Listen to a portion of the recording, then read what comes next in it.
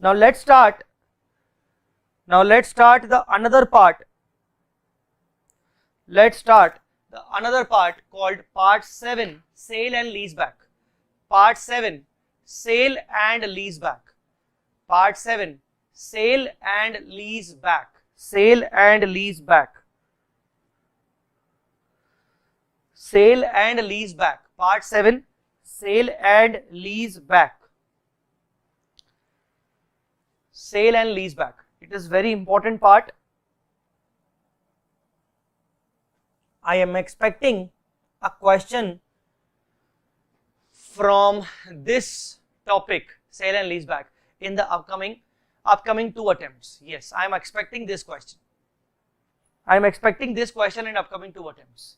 So be ready, and it is quite lengthy and quite tough. Considered as tough. Okay, let's start.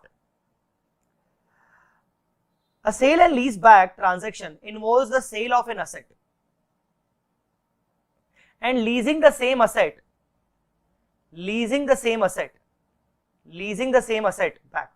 In this situation, seller becomes lessee, buyer becomes lesser.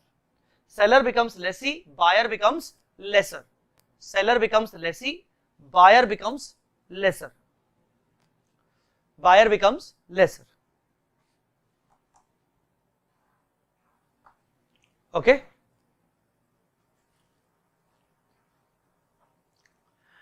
Like one party who is selling the asset, first of all, to the other party, seller and buyer. The same party who sold the asset is taking the same asset or similar asset back from the buyer on lease. Who is taking the same asset? On lease.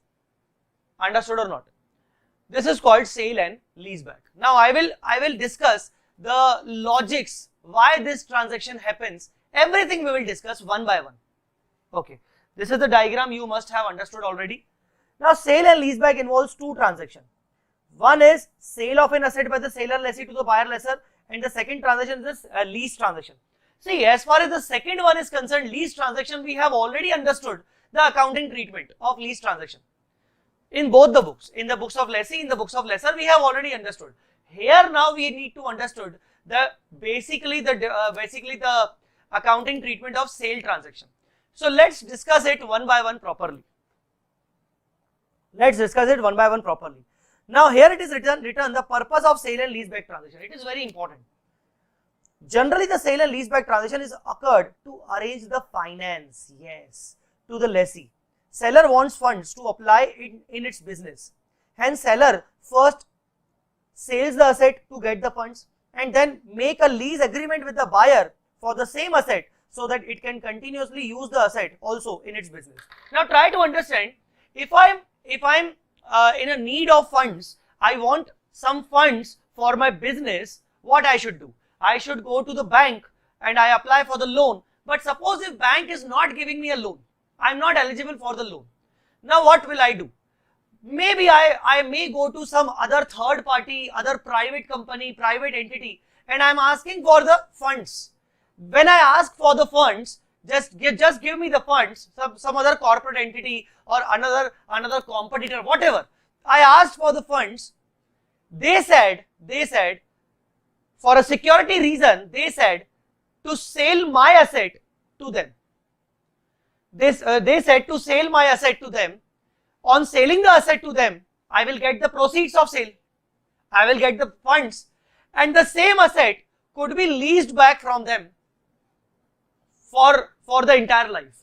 Now, what is the reason behind it? What is the reason to sell the asset first? Because security purpose. Suppose if I'm asking for a loan from the third party is saying that they don't believe or they are not actually having enough trust on me. If suppose after some time I may make a default on the repayment of loan, then what should they do?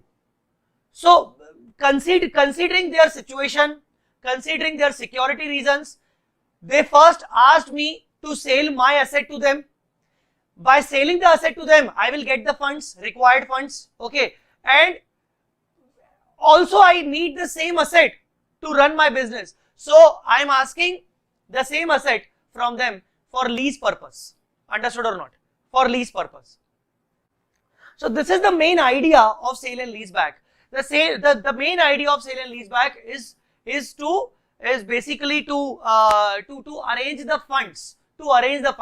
Now the person who is giving you the advance is basically trying to secure himself. Understood or not? So he first purchased the asset from you, he will become the owner. Now whenever you make any kind of default, he has full right to take back his asset because asset has been sold to him. Understood or not?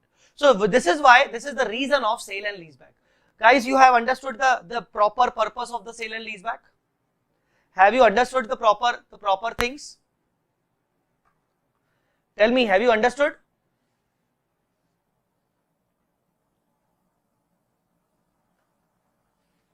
Have you understood?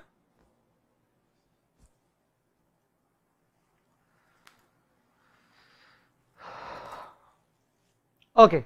Now say a lease back transaction. We have already understood the accounting treatment of lease transaction, but for the sake of convenience, let's understand it again in short, on short only. Seller lessee shall recognize the ROU asset and a lease liability at present value of lease payments, already defined at implicit rate of interest. Here the lease liability is a sort of financial liability since seller lessee got the funds and assets back. Okay, seller lessee will be here. Okay. Now the second transaction is sale transaction. Which is very important to understand. The seller lessee and the buyer lessor are required to apply 115. 115? What is 115? 115 is revenue from contracts with customer. That means the revenue is standard. Revenue from operation. They both are required to apply 115 to determine whether to account for a sale and leaseback transaction as a sale and purchase of an asset. Now see, Indas 116 says that first of all, look into the substance of the transaction. It says, look into the substance of the transaction. Is it a really sale or it is not really a sale? First of all, identify this transaction of sale and leaseback and try to assess, is it a sale really? Try to find out the substance of the transaction. Is this an actual sale or not? If it is an actual sale, then please apply 115 because 115 says revenue from contracts with customer. That means 115 is basically applicable for sales. It is basically applicable in respect of revenue transactions. So if it is an actual sale, then you have to apply 115. But if it is not an actual sale, you have to assess whether it is sale or not. So if it is actual sale, then apply 115. If it is not an actual sale, then please do not apply 115. Apply something else. As per 115, the sale and purchase can be recognized only when the entity is satisfied a performance obligation by transferring control of an asset. You just need to assess whether it is sale or not. You have to check whether the actual control has been passed on to the buyer. See, I was looking for funds. I am in need of funds, but nobody is ready to give me the funds. So what I did, I actually went to a private entity. I asked them to give me the funds. They told us to sell my asset to them first of all, so that they could be secured, right?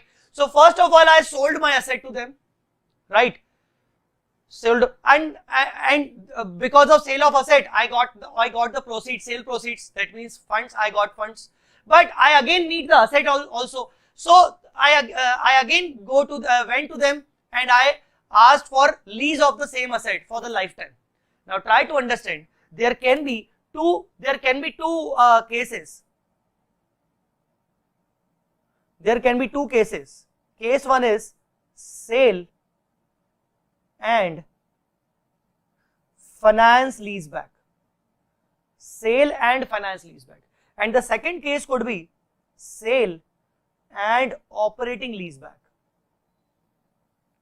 Sale and operating leaseback. Guys, if try to understand, in case of sale and finance leaseback, actually the control has not been passed. The control over asset has not been passed to the buyer. Since once first of all I am selling the asset, okay, I transferred the legal title. Then at the same time I am taking back my asset on lease for lifetime. Technically it is a finance lease. So I am taking all the risk and rewards again. So technically look into the substance of the transaction. There is no sale as such. Technically the control is not passed to the buyer. So here we can say control over asset is not passed to buyer. So here we can say that there is no actual sale, because when I am selling the asset, I am transferring the legal ownership, I am transferring the risk and rewards. But at the same time, I am taking back my asset on finance lease. That means all substantial risk and rewards I am getting again. So technically the control over the asset is not passed. The control over asset is not passed. It is actually it is simply a loan transaction. Technically it is a loan transaction. I should not de-recognize the asset from my books while selling, because it is not a sale. It is not a sale. So therefore,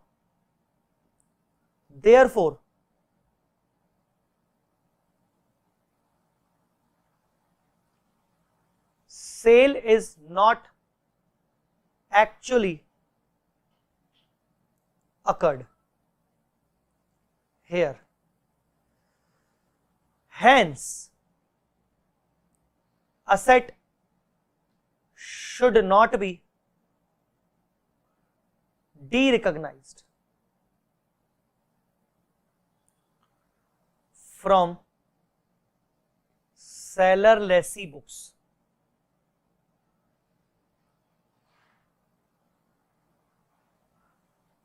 Whatever the proceeds seller lessee is getting is treated as a loan liability. Now try to understand this. Please read all the things. Please read all the things and try to write this.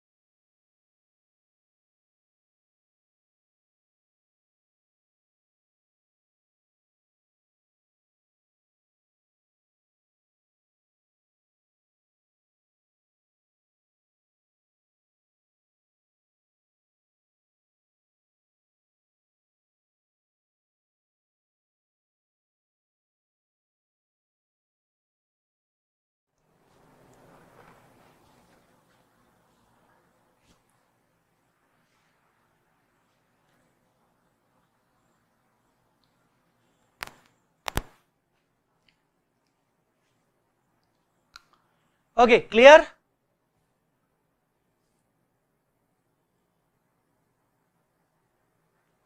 Tell me guys, clear?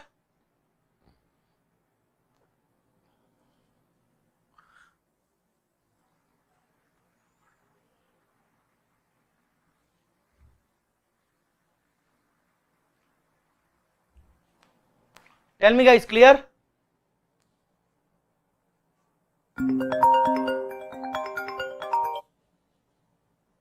Okay, now in case of sale and operating leaseback, we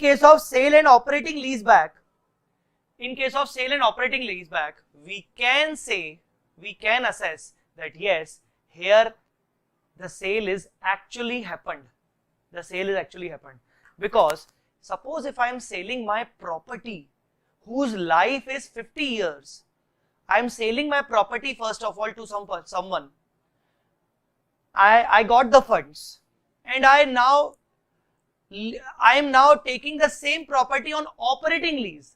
Let us say for 5 years, 6 years, 10 years. The property's original life is 50 years. But I am taking the same property on lease for 5 years, 10 years. It is technically an operating lease. So technically, on selling the asset, I transferred all the substantial risk and rewards, including the ownership.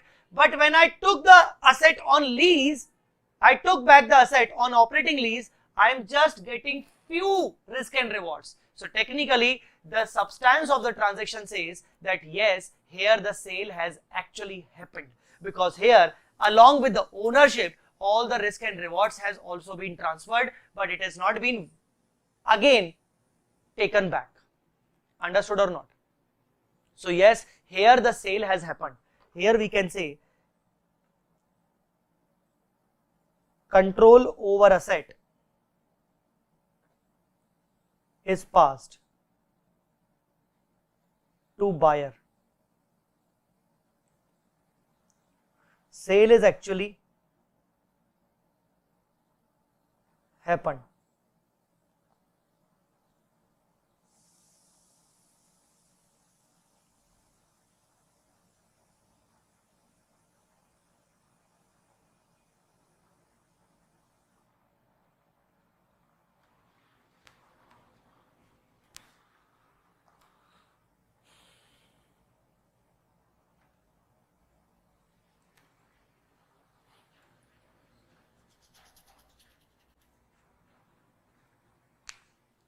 Okay, sale is actually happened.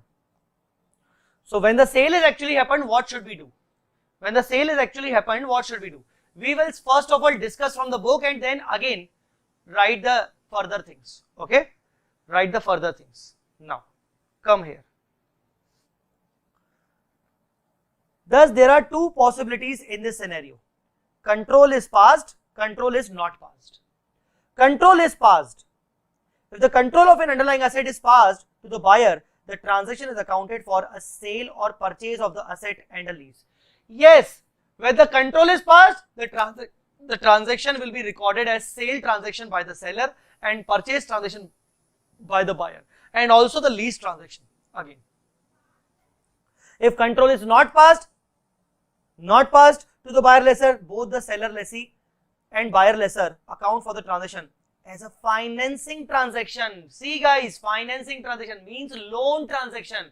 No need to record the sale and purchase. Here. No need to record sale purchase in the books of seller, lessee and buyer lessor. No need to record the sale purchase. When the control is not passed, no need to record the sale purchase. Just whatever the funds you got, bank account debit to loan, whatever the funds you have advanced, lessor loan account debit to bank. That's it. It is simply a finance transaction. It is simply a finance transaction. Guys, understood or not?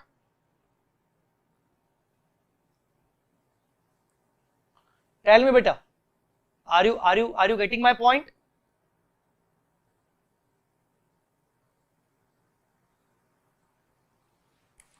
So here we can say it is sale and operating lease back, and here I can say it is sale and finance lease back.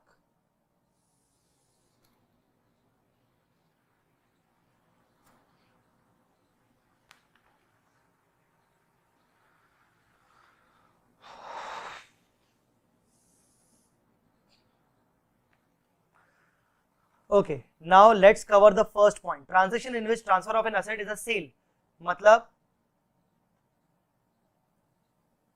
operating lease back. When there is an operating lease back. If a transfer of an asset by the seller lessee satisfies the requirement of 115 to account for sale of asset. Now what to do? What the seller will do, what the buyer will do. what the seller will do, what the buyer will do. Okay, what the seller will do, what the buyer will do. Let's try it out. Let's try it out.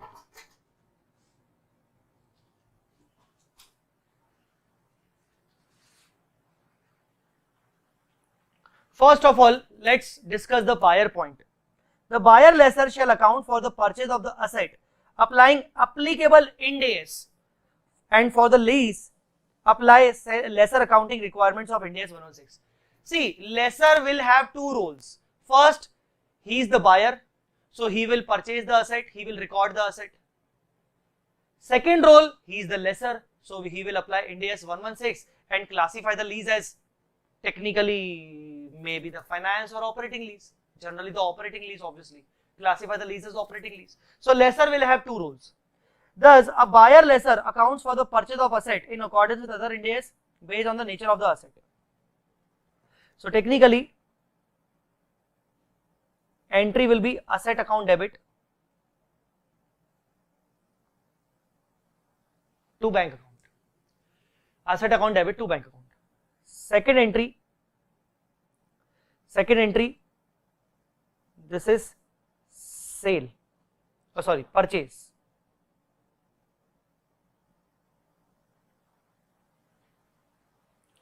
ठीक है,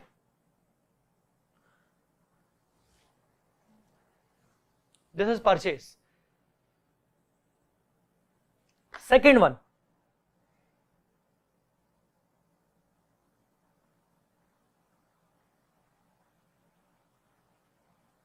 operating lease. So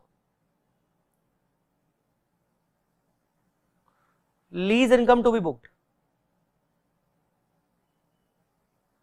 to be recognized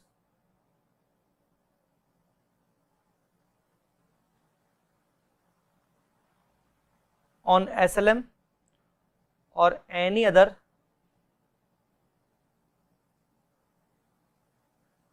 systematic approach.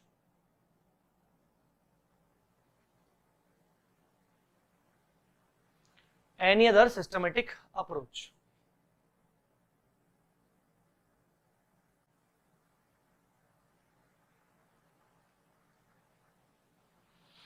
Any other systematic approach.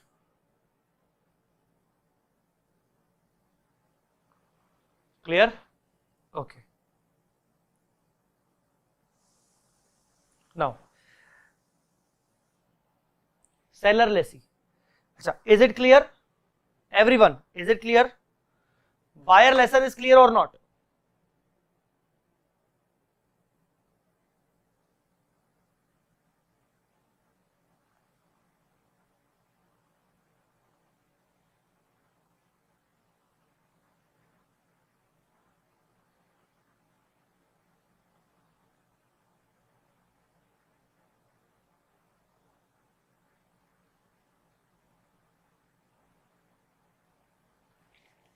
Okay, buyer lessor is clear or not? Buyer lessor is clear or not? Okay, it's clear. Now, as far as seller lessee is concerned, I will not read these points. We will read these points after discussing one example, because there is bit of confusion in seller lessee's accounting treatment. Seller lessee's accounting treatment is bit confused. So what I will do, I will discuss with you one example which is already written here. Just write the example only. Please do not concentrate on solution part. Just write the example only. Just write the example only, please. Write the example only, please.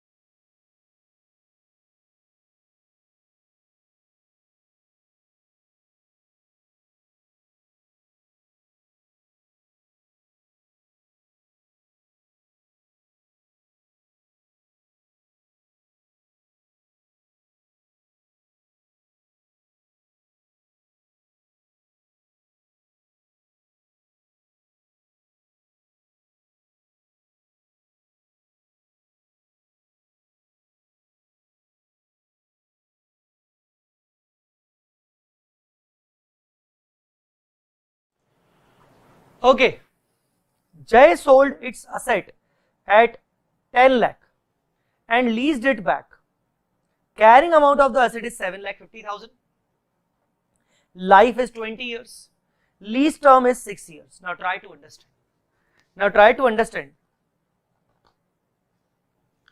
What is the life of the asset? 20 years. But I leased it back only for 6 years. So technically it should be sale and operating lease back. And if it is a case of sale and operating lease back, that means I have passed on the control to the buyer. And if I pass on the control to the buyer, then the substance of the transaction says that yes, actually the sale has happened. That means Jay has to record the sale also. At the same time, Jay has to recognize the ROU asset and lease liability also, because Jay has taken the asset back on, taken back the asset on lease. And for lessee, there is no different accounting treatments, just like lessor. Lessee has to book the ROU asset and lease liability only, whether it is for 1 year, 1 month, 10 days, 6 years, 20 years, whatever. So lease rent at the end of each year is 50,000 per annum. Discount rate is 6%. Assume control of the asset is passed by J, seller, to buyer. It is also written that control is passed on.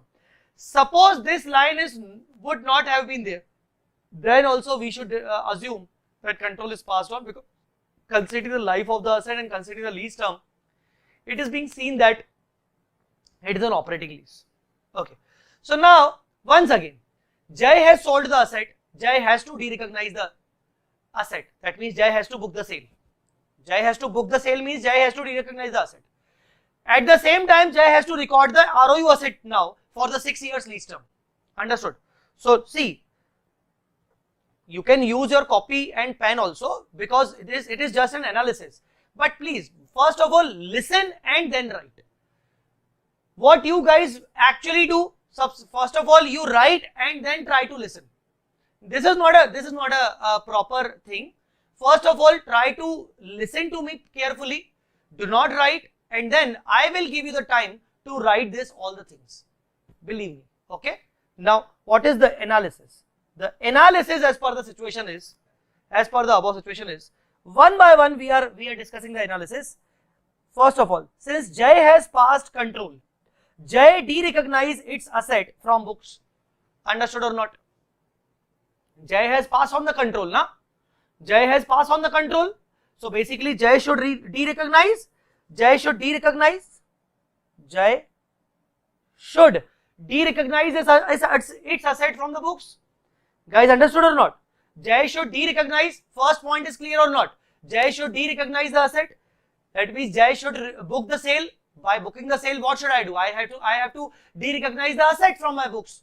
And what is the carrying amount of my asset? The carrying amount of my asset is 750. Next, therefore, Jay has to record gain on sale of asset. Of course, if I am going to de-recognize the asset, if I am going to pass the sale entry of the asset, I have to book the gain also.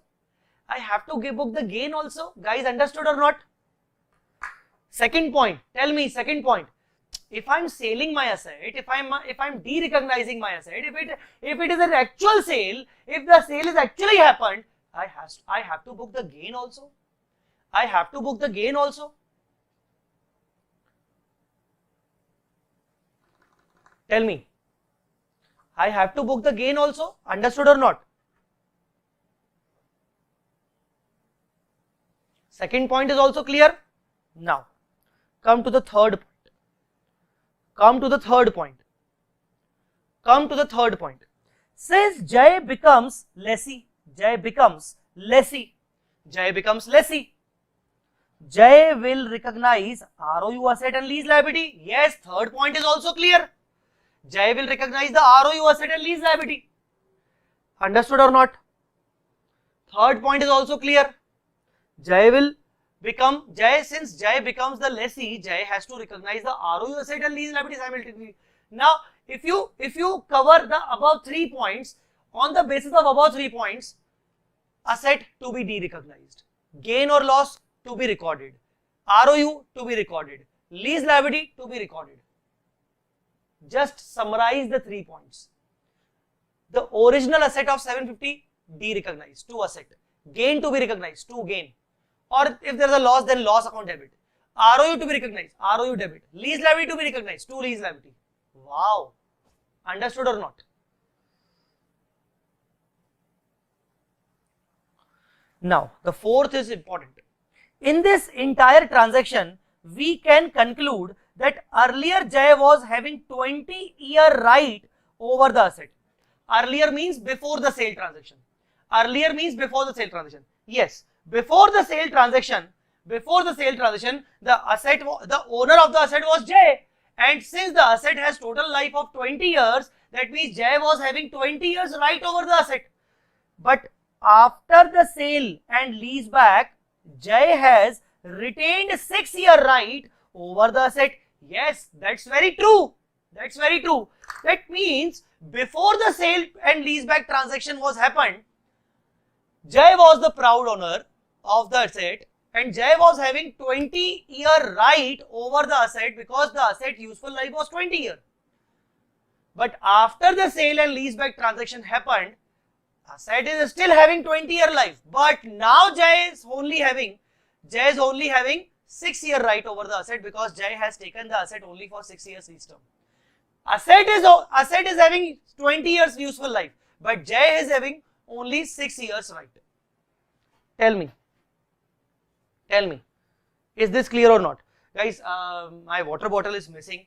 Just please, if you want, you can write the above 4 points. Also, if you have already write, you can write the 5th point also. Please do, because I need water bottle.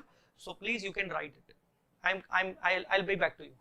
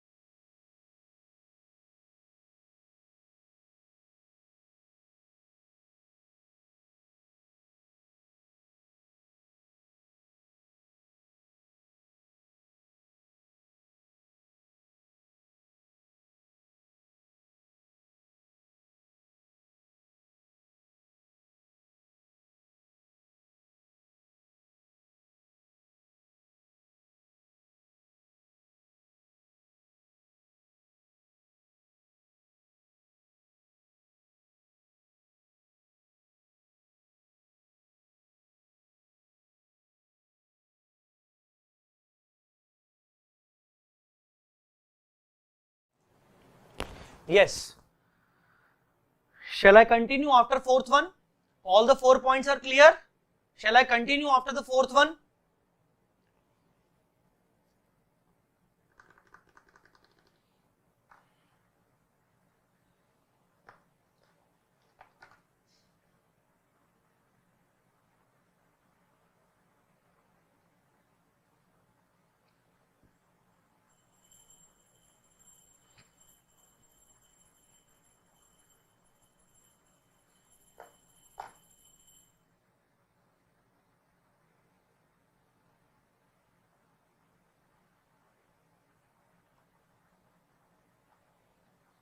Okay, yes, continue.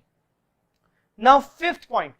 4th point was very important. Try to understand. Jay has transferred 20 years right, but out of which Jay has again taken 6 years right. So overall the conclusion is Jay has actually transferred 14 years right and Jay has retained 6 years right. This is the conclusion we can get from fourth point. So based on the conclusion, now see this. Hence, Jay should recognize only that portion of gain. See, in the second point, we understood that gain has to be recognized because there is a sale. Try to understand here, try to understand. Is there a sale? Yes. Is there a gain? Yes.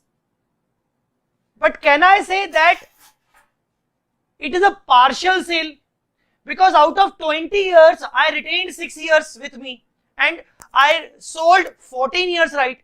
Can I say I sold 14 years right? And out of total gain,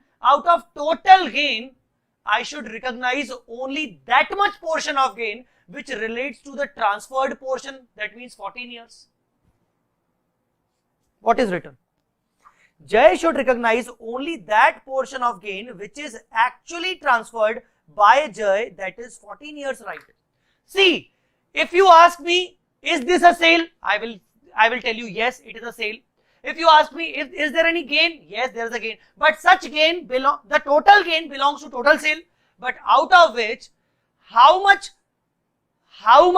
rights have been retained by Jay? 6 years. So the gain to the extent of 6 years portion of that asset should not be recognized because I haven't transferred that portion. Gain to the extent of transferred portion, that means the 14 years portion, should only be recognized. Understood or not? Fifth point is very technical, but it is based on the fourth one. When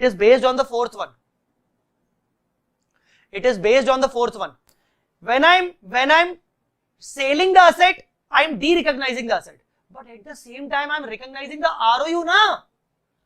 So I'm selling the asset, that means 20 years asset is sold. But when I'm recording the ROU, that means again 6 years has been retained. So I'm selling the asset, 20 years gone. I'm taking back the asset as ROU asset for 6 years. So 6 years have come. So net is 14 years. So net sold is 14 years. So gain should be recognized only to the extent of 14 years.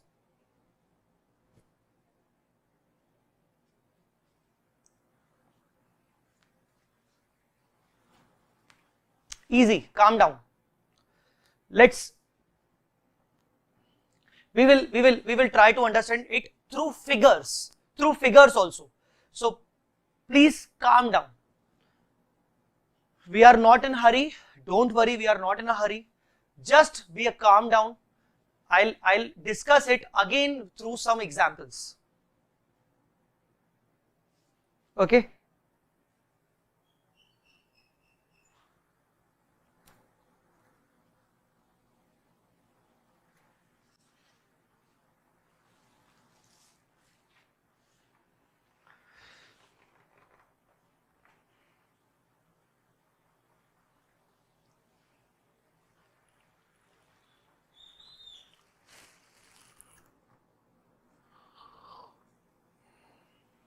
Okay, now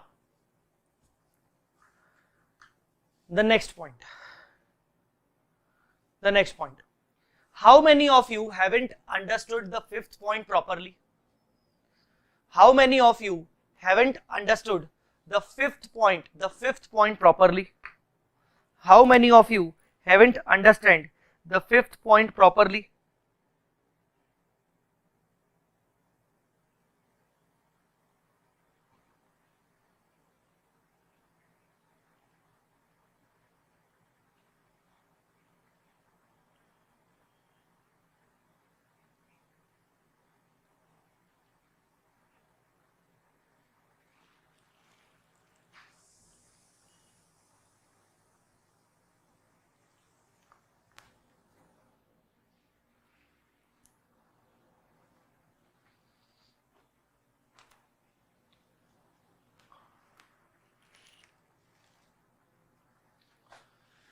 The logic behind the basic logic behind booking the gain, only partial gain, is In a single transaction, we have two things. First, we sold the entire asset, but second, we get back the asset, the portion of the same asset. So technically, the gain should be recognized only for the transferred portion. Okay. Now, the sixth point. Now, we understood the third point. What was the third point? Since Jai becomes the lessee, so Jai will recognize the ROU asset and lease liability. You understand? Okay. Now, at what amount the ROU asset should be booked? At what amount the ROU asset should be booked? The ROU should be booked from the total carrying value of the sold asset in this proportion, in proportion of present value of lease payment divided by fair value. First of all, before discussing the sixth point, there is a ratio. You need to understand every time. There is a ratio is present value of lease payment divided by fair value of asset. See, this is the ratio. We will use this ratio every time. Okay, we will use this ratio every time. What is the logic of this numerator and denominator? The denominator represents the total value of the sold asset, total fair value of the sold asset. The numerator represents the actual value of lease, So, denominator represents overall value of assets sold, that means 20 years. So, it represents 20-year asset and it represents 6 years lease. 6 years lease. So, the logic is, now come back here. Now, what we will do, ROU to be booked from the existing carrying amount of the asset. What was the existing carrying amount of the asset? The existing carrying amount of the asset is 750. Now, see, you sold the asset, so you have to de-recognize the asset by 750. But out of 750, you get back the asset for 6 years. Once again. Wait. 750 was the carrying value in your books and it represents the total 20-year life. But you sold this asset, so you have to de-recognize the asset by 750 to property, plant and equipment 750. But again, you took back the same asset for 6 years. So what will you do? Out of this 750, how much I should recognize again in the form of ROU? So I will recognize the ROU from 750 only. In which proportion? In the proportion of this ratio. In this ratio.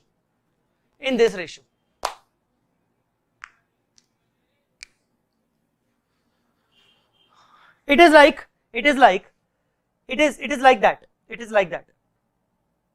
If I say the carrying amount is 750, the carrying amount of full asset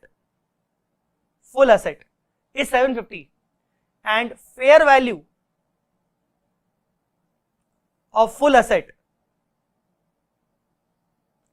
is 10 lakh. Sir, what is 10 lakh? 10 lakh is this.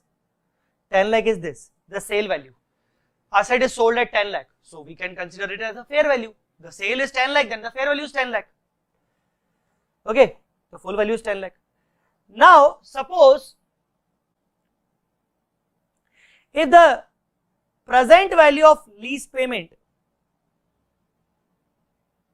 now what is the present value of lease payment? The present value of lease payment is 50,000 per annum at 10%. So 50,000 divided by 1.1. 1, 2, 3, 4, 5. 189,539. So if the present value of lease payment 6 years is 189,540, then what should be the carrying amount of ROU? 6 years asset. Interpolation technique. interpolation technique. That means 750 multiply by 189, 540 divided by 10 lakh. So what we did, please try to look into this formula. The actual carrying amount of the asset sold was 750. At first instance, you are de-recognizing the 750 because the asset has been gone, the 20-year asset has been gone. But at the same time, you have to recognize the portion of the 750 again, the portion of the 750 again in the form of ROU asset for 6 years. And what and how much portion? It is to be calculated in this proportion, in this ratio, present value of lease payment divided by fair value. So now tell me, have you understood clearly or not the logic behind the value of ROU? So the ROU value, wapas read this once again. Jay will record the ROU asset in its books, then the value of ROU asset will be ROU asset to be recognized, carrying amount into present value of lease payment divided by fair value. Divided by fair value.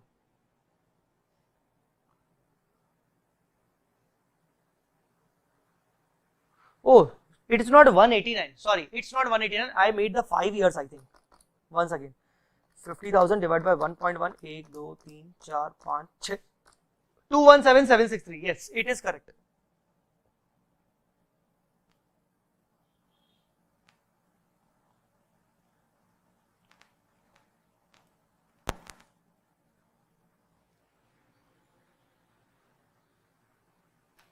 Tell me, is the logic clear to you? So here under sale and lease back, we don't recognize ROU normally. We don't recognize ROU based on the normal provisions of 116. We recognize the ROU based on the proportion of existing carrying amount. Part of existing carrying amount is the ROU. Since this 750 represents 20-year asset, I have to record ROU for 6 years. So I have to record the ROU of 6 years from this 750 only, in this value, in this proportion.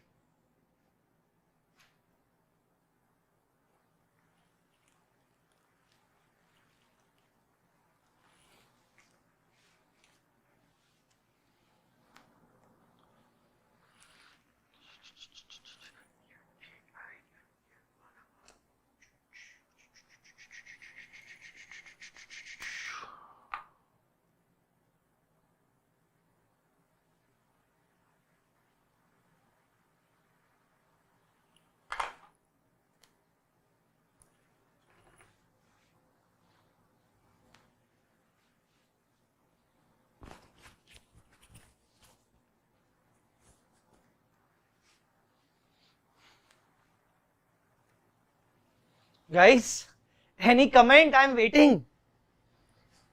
Except Arya, nobody is commenting. If you are not understanding, then you are open to comment on this. Why you guys always why you guys try not to chat? I can't understand.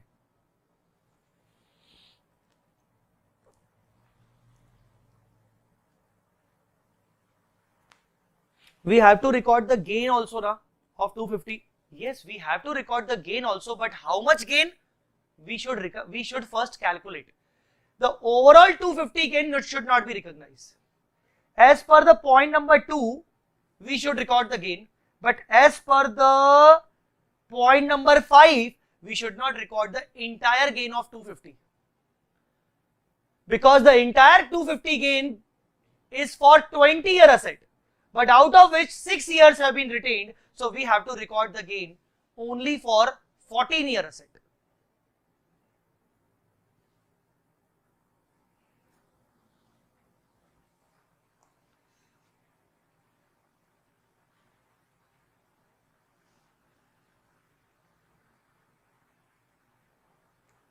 Okay, so how we will record the gain? Let's talk about the gain also. Let's talk about the gain also. Tell me, what is the total gain? What is the total gain? The total gain is 250.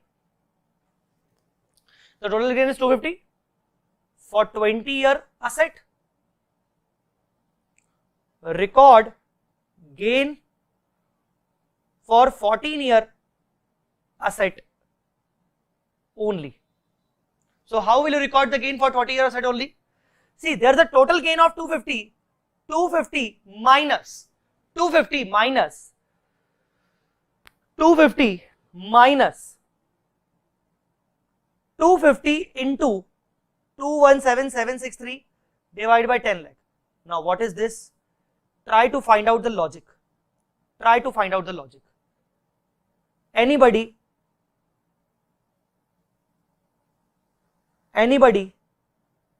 try to find out the logic behind this. Now what is this? 250 into 217763 divided by 10 lakh. What is this? What is this?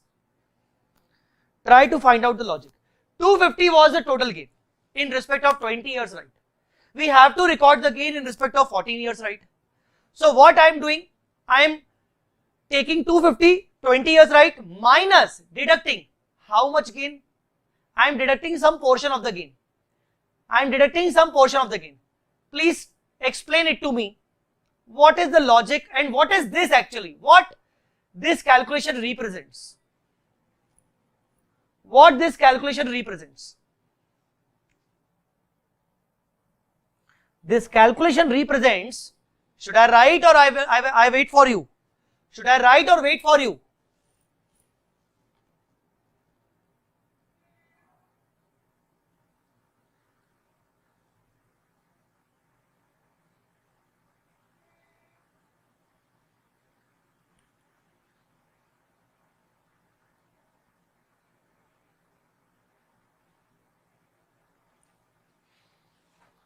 Apportionment of 6 years gain. Very good, Akash.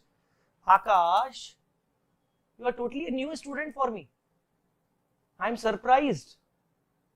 You are watching the lecture since inception of this session, or you have just joined the session in the mid? Because you totally surprised me, Akash. Akash Sibbi.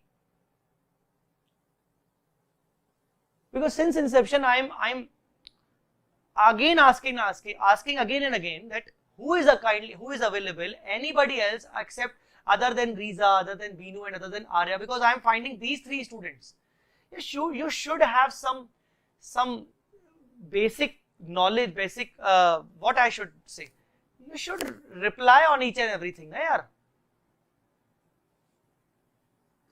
You actually surprised me, and this is the reason why actually I don't like. Let's forget. Choro. Apportionment of 6 years gain. Present value of gain of Jay should be deducting. See, this represent gain on retained portion. Gain on retained portion. That is 6 years. This represent the gain on retained portion. Again, the total gain has been apportioned like this. Again, the total gain has been apportioned like this. The same ratio. I told you, the ratio will be same every year. I just joined from today. But if you have joined from today only, then you must have joined this lecture from the inception, na? Huh? Or you have joined this session in the mid. Because there should be a rule, guys. Whenever we start the class, you should at least reply by good evening, good morning message, so that I should know whoever is available and who is watching my lecture currently. You should have some respect for the faculty, that much. Understood or not? And whenever I ask you, please reply, everyone should reply. Whether or not you are comfortable, or whether or not you have understood the points or not. If you have not understood, if you have some doubt, you can reply even also. So this is the gain on retained portion. So out of total gain, when I deduct the gain on retained portion, ultimately the gain on sold portion will be the gain on 14 years asset only will be recognized. So if I combine all the things together, what will be the journal entry? Now, okay, have you written all the things? Do you want to take some screenshot, or you are done with this? Do you want to take the screenshot? Point number 1, 2, 3, 4, 5 must have been written, if I am not wrong. Tell me, do you want to take the screenshot? See. Take the screenshot first of all.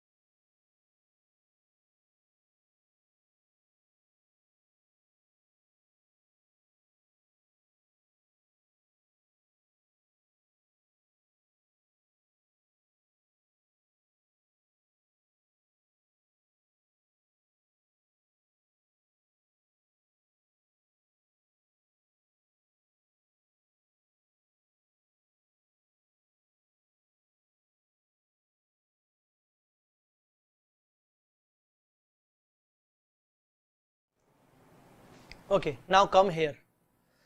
We will discuss the journal entries. We will discuss the journal entries, okay? We will discuss the journal entry one by one. So, journal entry in the books of buyer, very simple. Journal entry in the books of buyer. First of all, buyer purchased the asset account debit to bank, purchased the asset at 10 lakh. Simply, buyer purchased the asset at 10 lakh. Second, all other entries depends on the classification of lease. Generally, it will be an operating lease.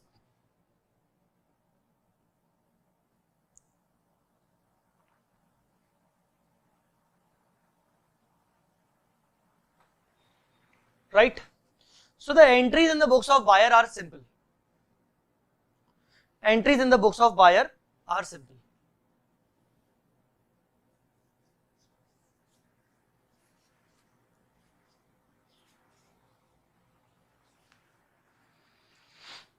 Okay, taken the screenshot.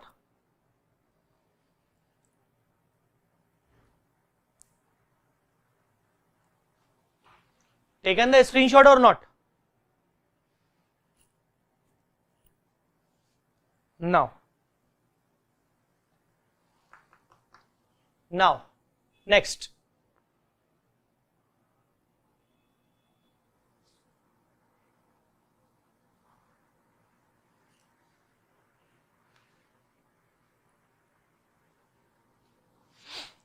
In the books of Jay, who is seller, who is lessee.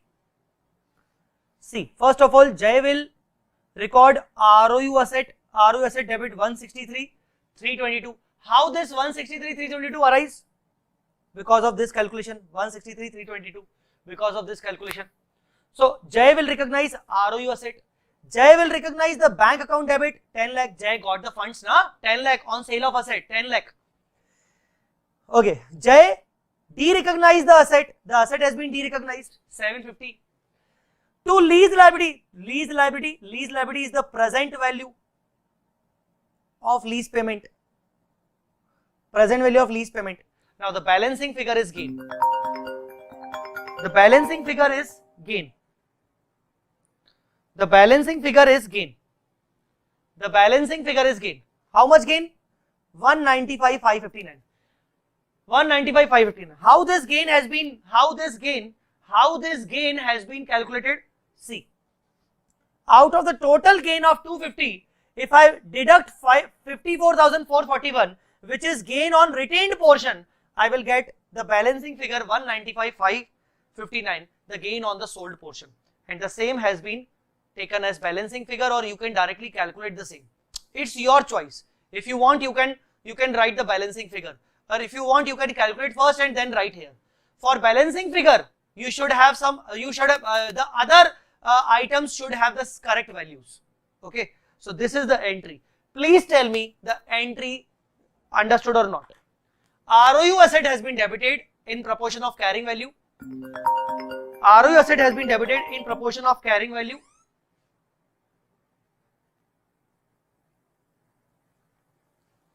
Okay. Next, lease liability has been credited with the present value of lease payment. Asset has been credited because the asset has been derecognized 750. Bank has been debited 10 lakh. Now the gain on sold portion has been credited. Instead of gain, there may be a loss. And loss, if there is a loss, loss will be debited. So please tell me the logic of, have you understood the overall logic? Now please tell me, have you understood the overall logic? Have you understood the overall logic behind this? And if you want to take the screenshot, you can do so.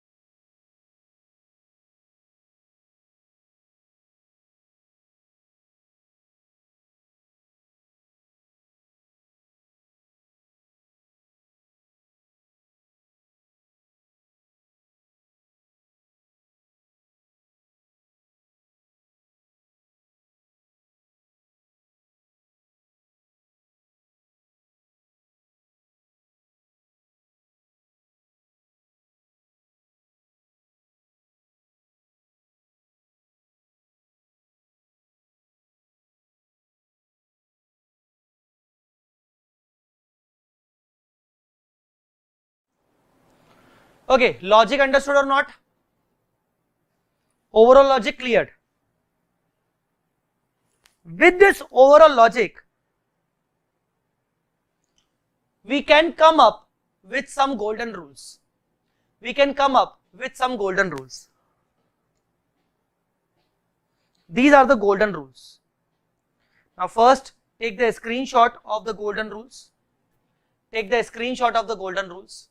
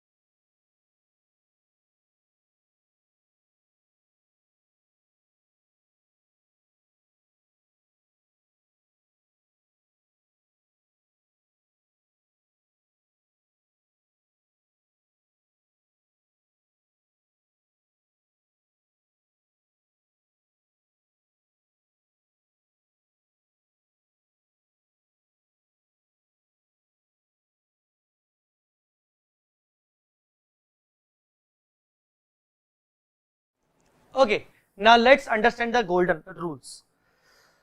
We always need fair value. Why we need fair value? Because without fair value, we cannot make a ratio. For ratio, we need present value of lease payment divided by fair value. We always need fair value in sale and leaseback transaction. If fair value is not separately given, then assume fair value is equal to actual sale. In our example, we assume the same. Actually, in our example, the sale value was given 10 lakh. The sale value was given 10 lakh. But suppose the fair value is not given, you will assume fair value is equal to sale.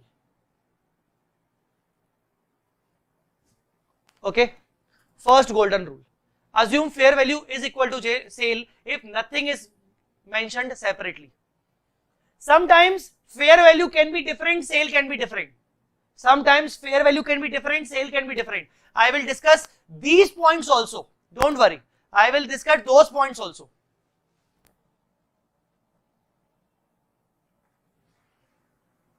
First point is clear.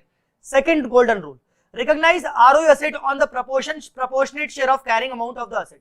The second golden rule is always recognize ROU based on the proportionate carrying value. Always recognize ROU on the proportion of carrying value of the asset. This is the second golden rule you should have. Always recognize ROU. Always means always in this transaction, in this sale and leaseback transaction, always recognize ROU in the proportion of carrying values of asset. Recognize gain on sale on proportionate right actually sold. Same. Recognize the gain on the proportionate rights sold. The rights retained, gain should not be booked on the rights retained. Gain should not be booked on the rights retained. This is the golden rule 3. So there are some golden rules. Golden rule number 1, assume fair value is equal to sale if nothing is mentioned separately. Okay. ROU should be recorded in proportion of carrying amount of the total asset. Gain should be recognized in proportion of on a proportionate basis, like on the sold portion of the asset only. Okay. Now for proportion, fair value for the above proportions, ratio will always be this present value of lease payment divided by fair value. Present value of lease payment divided by fair value, red color. Now what is here? What is this? Excluding additional finance. Excluding additional finance. If any. What is this? I will discuss it later on. Please do not try to focus on this. Just write this. Excluding additional finance lease, if any. Okay. So ratio will always be, proportion will always be present value of lease payment divided by fair value. Present value of lease payment divided by fair value. Always. Always means always. Okay. These are the 4 golden rules. The 5th golden rule is total gain will always be recorded like fair value minus carrying amount. You always calculate the total gain. Total gain will be calculated by deducting carrying amount from fair value. Carrying amount from fair value. Okay. And the 6th, last but not the least, always treat sale at fair value even if fair value is higher or lower than actual sale price. What is this? The 6th golden rule may not have been understood right now because I haven't discussed this point still. So just write the 6th point as golden rule, but I will discuss it later on.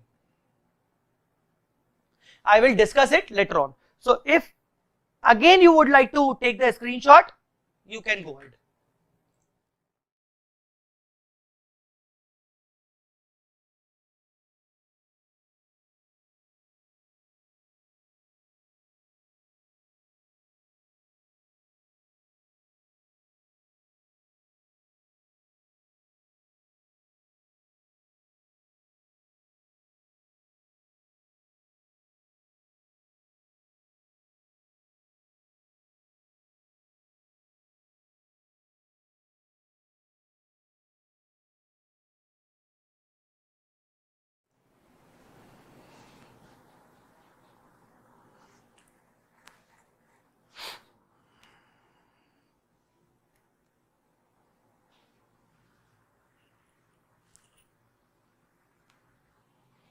Okay, now tell me, understood the maximum golden rules?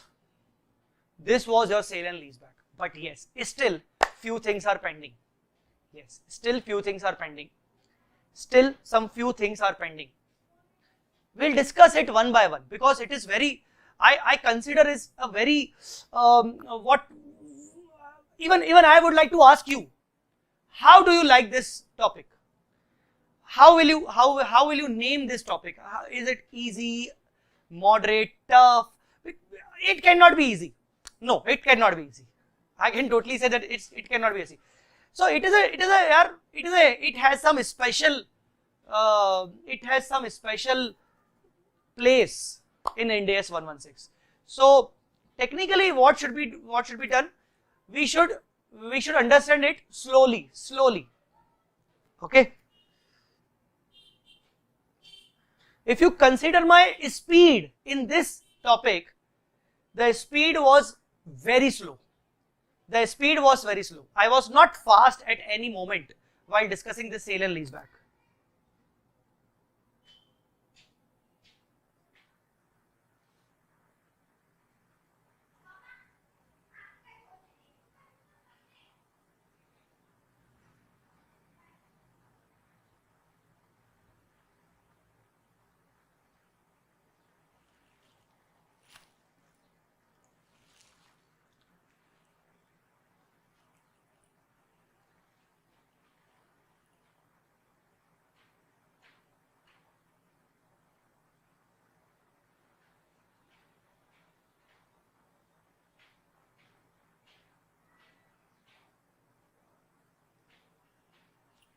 It's moderate. Okay. It cannot be easy. So yes, now we understood the same.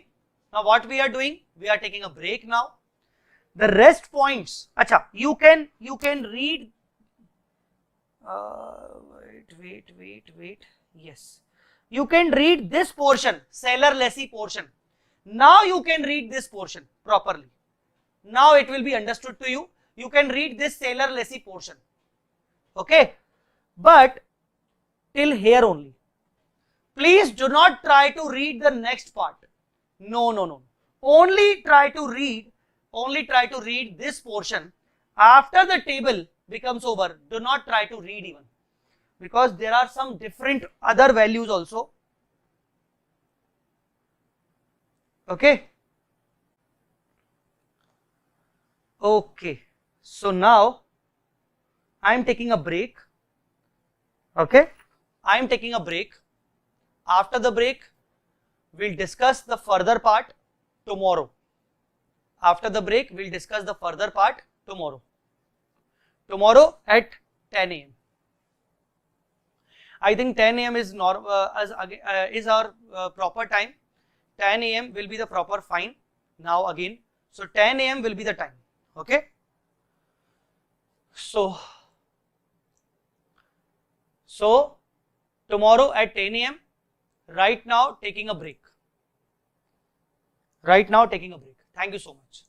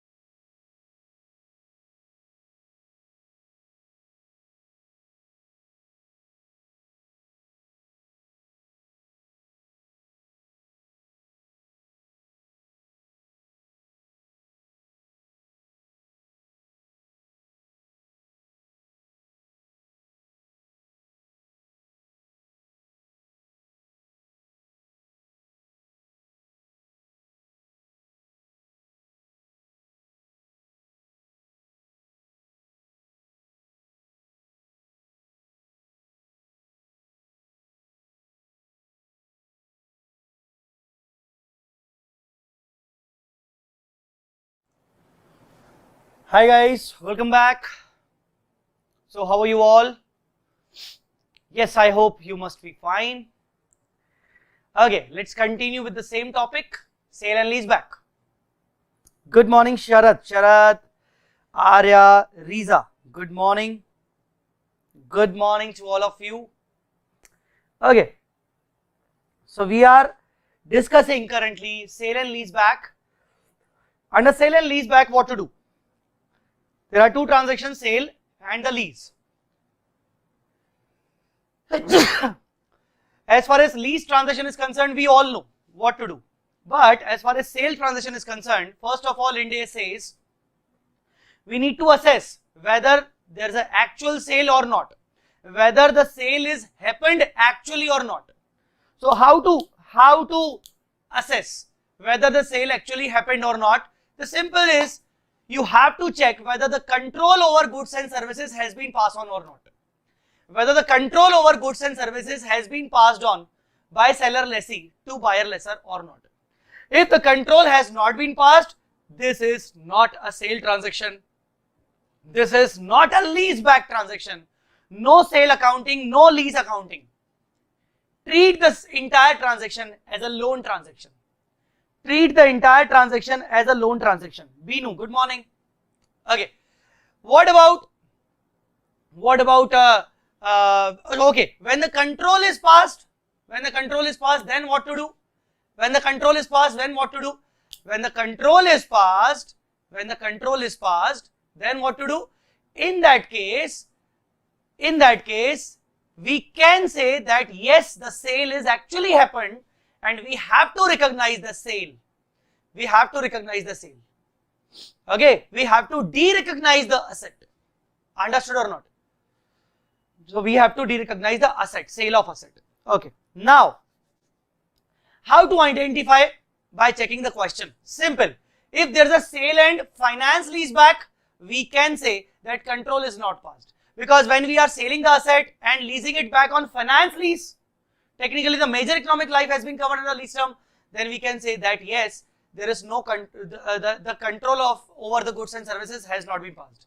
The control over asset has not been passed. Right. But if there is a sale and operating lease back, that means we can say the control over goods, control over assets has been passed on by seller lessee to buyer lessor. Okay. Now under this sale and operating lease back, we have to book the sale. But now what was the rule? What was the golden rule? Okay. What was the golden rule? 1 second.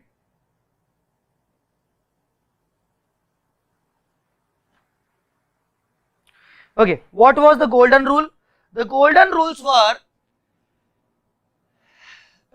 like before discussing golden rules, we will discuss some important parts. The golden rule was, see, the seller lessee will simultaneously de-recognize asset at carrying value and recognize the ROU asset.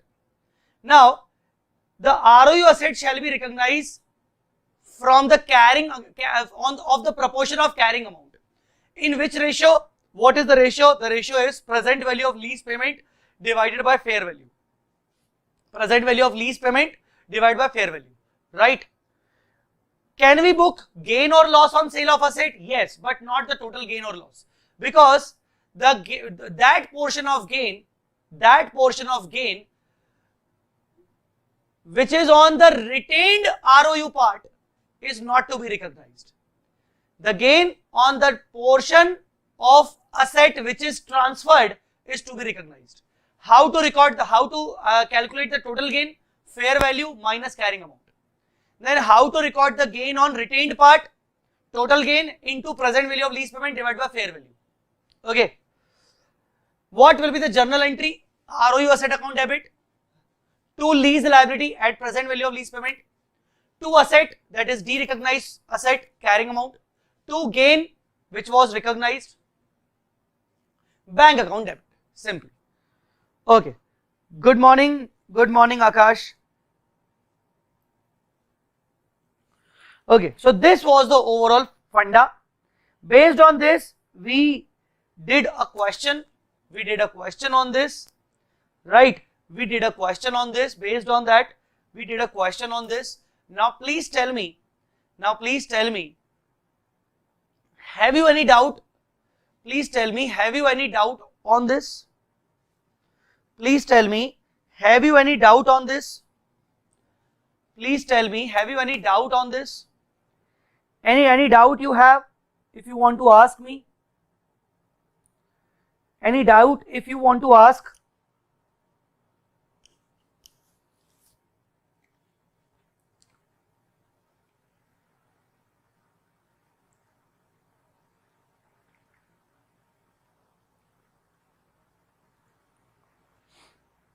Even I told you to read this part, seller lessee part, till here.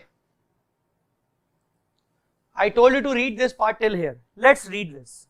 Let's read this. Have you guys read that?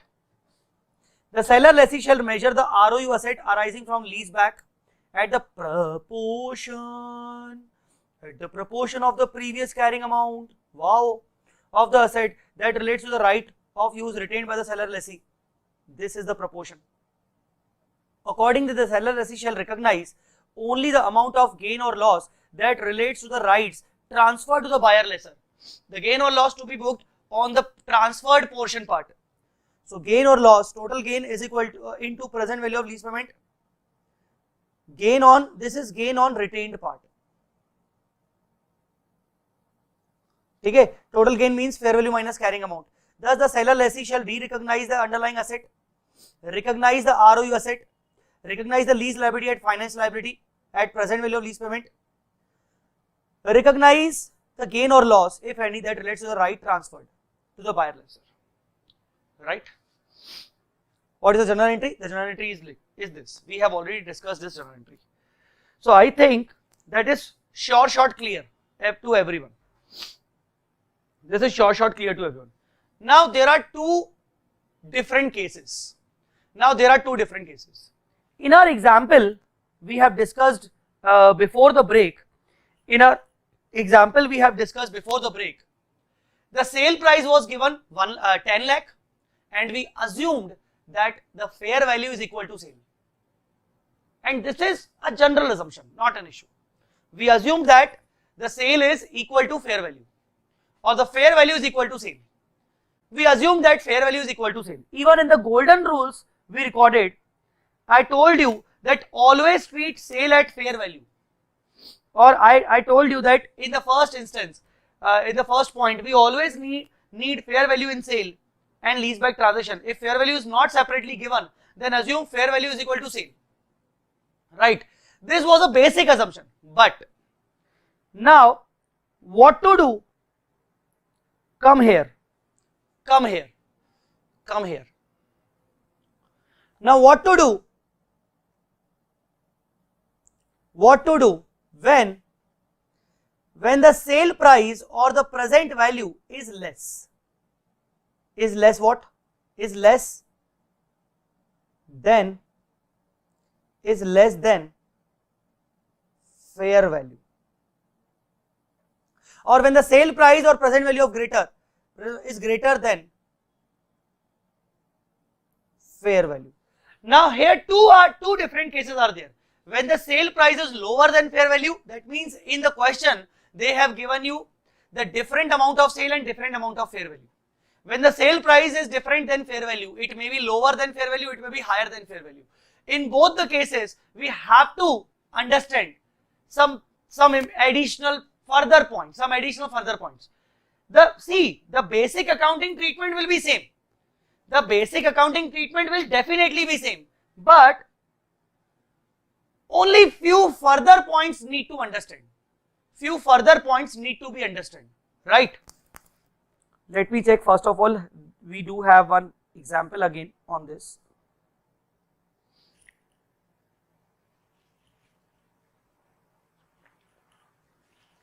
Okay. Let us take this example. See, this was example number 1. We have already discussed before the break. Now let us write this example. Example number 2.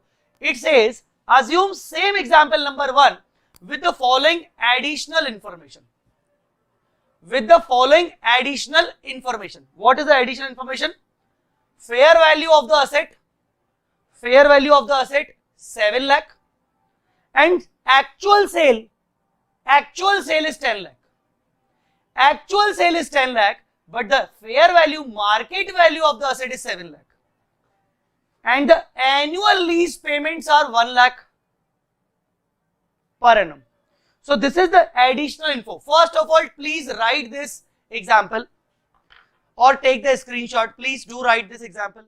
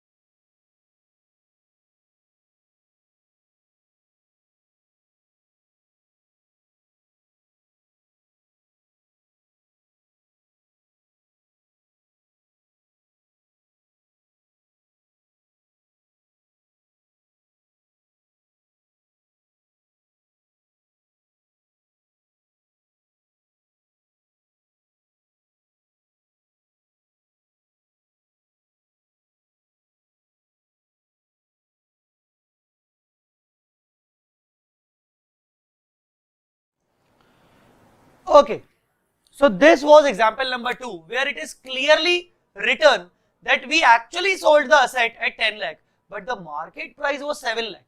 Now, what will be the reason behind this? Simply, suppose I am in a need of funds of 10 lakh. Now, someone who is ready to provide me the funds is saying that I have to sell my asset.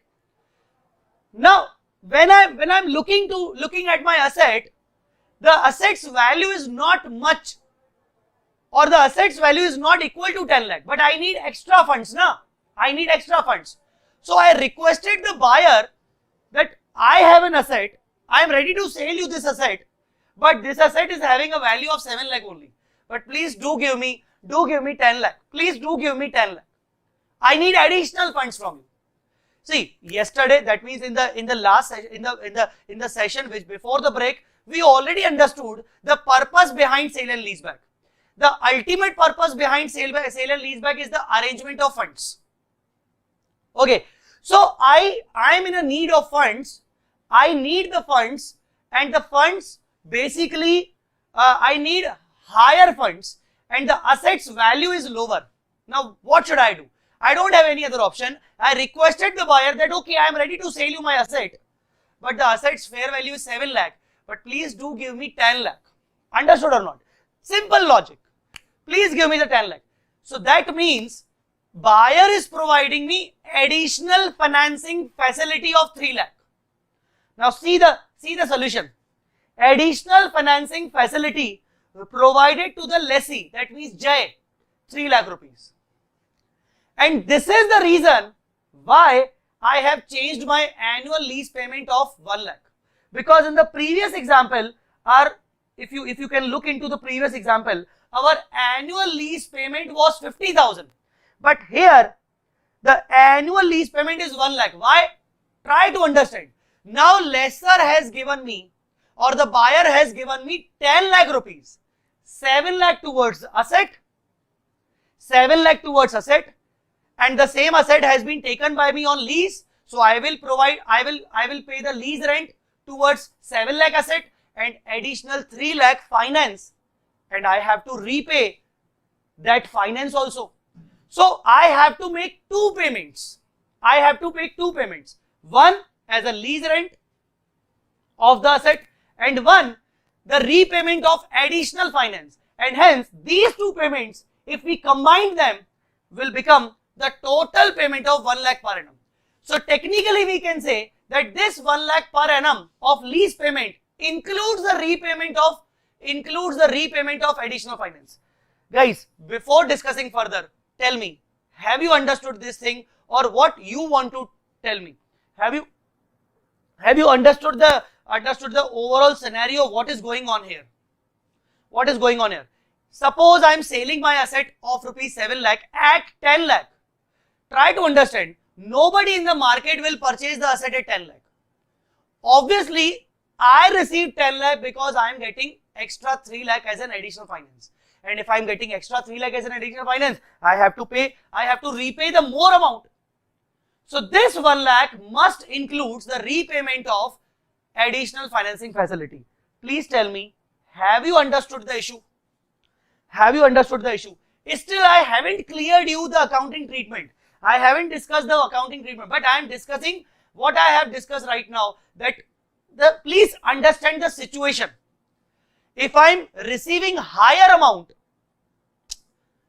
technically the asset fair value is 7 lakh, but I am receiving the higher amount 10 lakh. I have to repay the higher amount. I have to repay the higher amount. It's a clear thing. Okay, so now what to do? Now try to understand what to do. We know very well that this is the additional finance, 3 lakh. So what we will do? Out of 10 lakh, we divide the 10 lakh into two parts.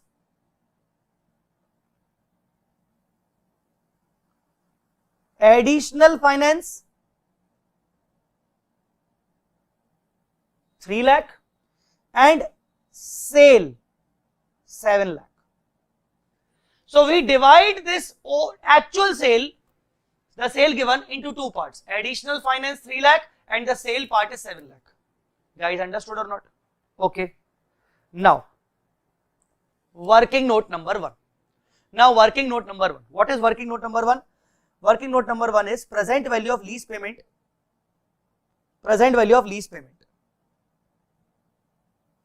Here it should be 15, not 50. Here it should be 1 lakh. 1 lakh divided by 1.1, 8, 2, 3, 4, 5, 6. 435, 526. Yes, correct. Present value of lease payment. 1 lakh. 1 lakh was the lease payment, but we know very well that this 1 lakh includes the repayment of additional finance. So we first of all we calculated the entire present value of 1 lakh. But we know very well that this 4,35,000 includes the repayment towards additional finance. So we need to bifurcate. How we should bifurcate? There is a simple call. This is the present value of total payments, and presently we received 3 lakh rupees. So technically out of 4,35,526, which is the present value, we deducted rupees 3 lakh, which is at present we have taken additional finance. So out of 4,35,526, 3 lakh is the finance facility loan repayment, and the rest part is the actually present value of lease rent. Rent for 6 years ROU asset.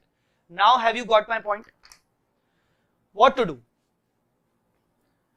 What is the first step? The overall annual lease payment includes the repayment of loan also, additional finance also. So what we did, first of all, we made a present value calculation. The sum of present values of 1 lakh at 10% for 6 years will be 4,35,526. So this is the present value of overall 1 lakh. We know that the 1 lakh payment includes the repayment of finance of 3 lakh. So out of this, 3 lakh has been deducted. This is the present value figure, and this is also the present value figure. So 3 lakh has been made towards the loan repayment. So the rest part is the present value of lease rent part. Understood or not? So tell me, working note number 1 clear or not? Working note number 1 clear or not? Working note number 1 clear or not?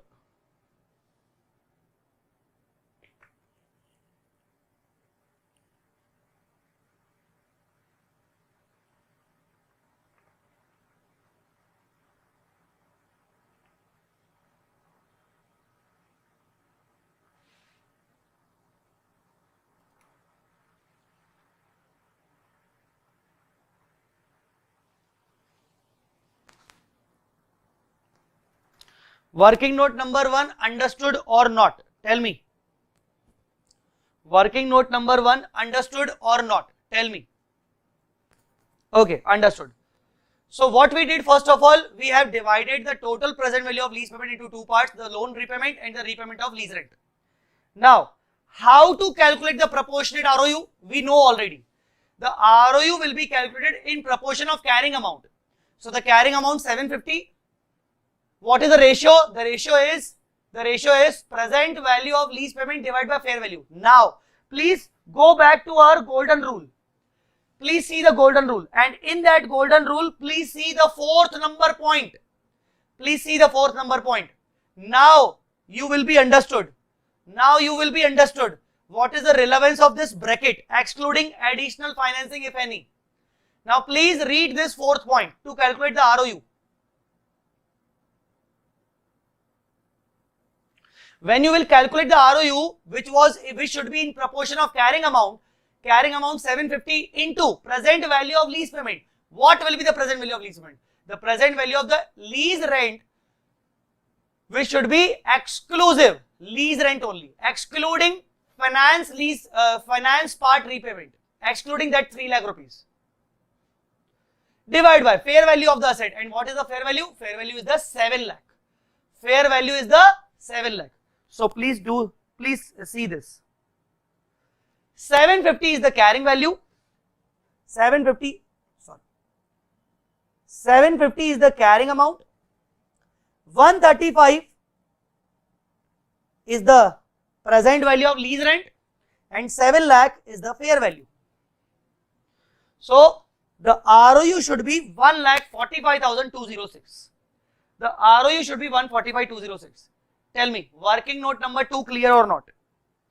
Working note number 2 clear or not? Working note number 2 clear or not?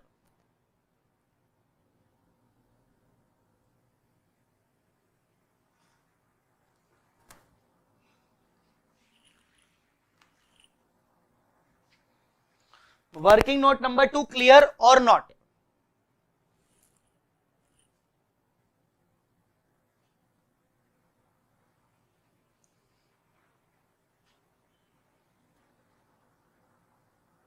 Okay. Now, do you get that point? Do you get that point that why we are deducting this additional finance facility? Okay. Now, the third working note. The third working note, which should be the gain, booking of gain. First of all, we should calculate the total gain. What is the total gain? The total gain is 7 lakh minus 750. Oh, here is a loss. No gain. There is a loss. How the loss will come? 7 lakh minus 750. 7 lakh is the fair value minus 750. Sir, why we have taken 7 lakh? Why not 10 lakh? Because the actual sale was sir 10 lakh na. Sir, actual sale was 10 lakh na. Sir, why we have taken 7 lakh to calculate the gain? Logic. Please tell me the logic behind this. Why we have taken 7 lakh sir only? The sale is 10 lakh, then why you have taken 7 lakh only? Why you have taken 7 lakh only? The logic is here. The logic is here.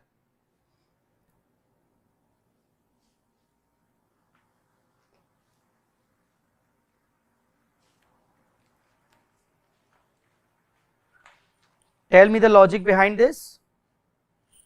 Anyone?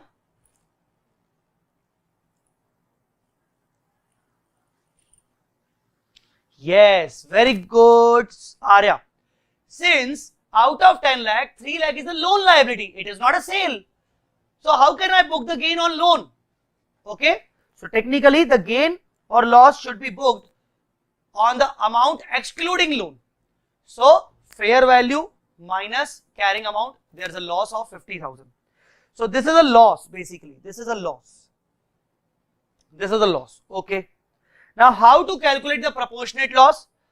50,000 is the total loss into present value of lease liability divided by fair value. This is the formula we always apply.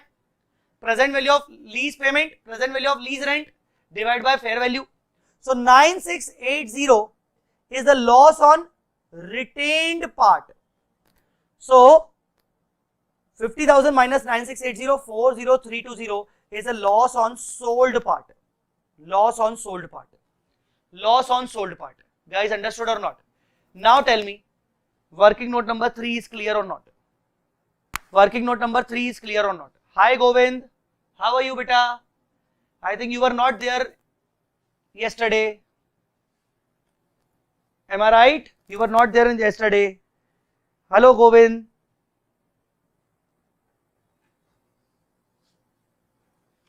$4,320 is the proportionate loss on sold part we have to recognize.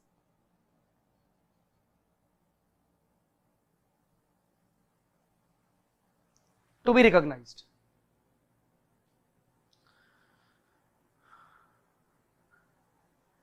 Yesterday I wasn't well.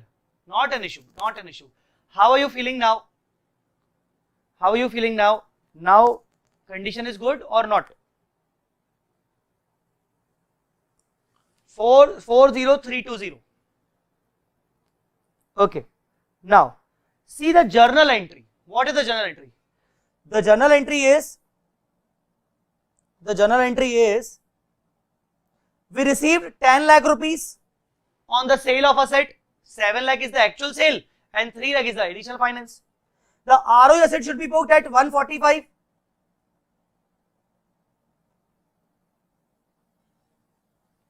The ROE asset should be booked at 145. Working note number 2, 145. Okay. Forget about the loss. The asset is de-recognized at carrying amount of 750. The loan is recognized 3 lakh and the lease liability is recognized, which is actually the present value of lease rent. Even you can say this total could be combined. This total could be combined. 3 plus 135. Total मिला के 435. ठीक है ना? This total could be combined. Okay. So now the balancing figure would be loss on sale. Balancing figure would be loss on sale 40320, and what we have calculated is correct. This is the journal entry. This is the journal entry. Guys, tell me, is this okay? There is one more working note pending to be discussed, but not an issue. We'll discuss it later on. But tell me, is this example clear? Is this example cleared or not? Is this example cleared or not?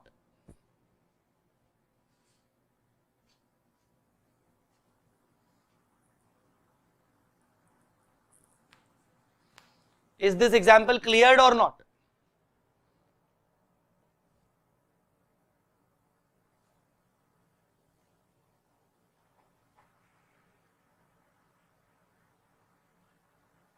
Very good, very good. Now let's come to the fifth working note, and let's first of all, have you taken the screenshot, or do you want to take the screenshot, or do you want to write? Let's first of all take the screenshot properly. And then we'll discuss working note number 5. Take the screenshot of entire example.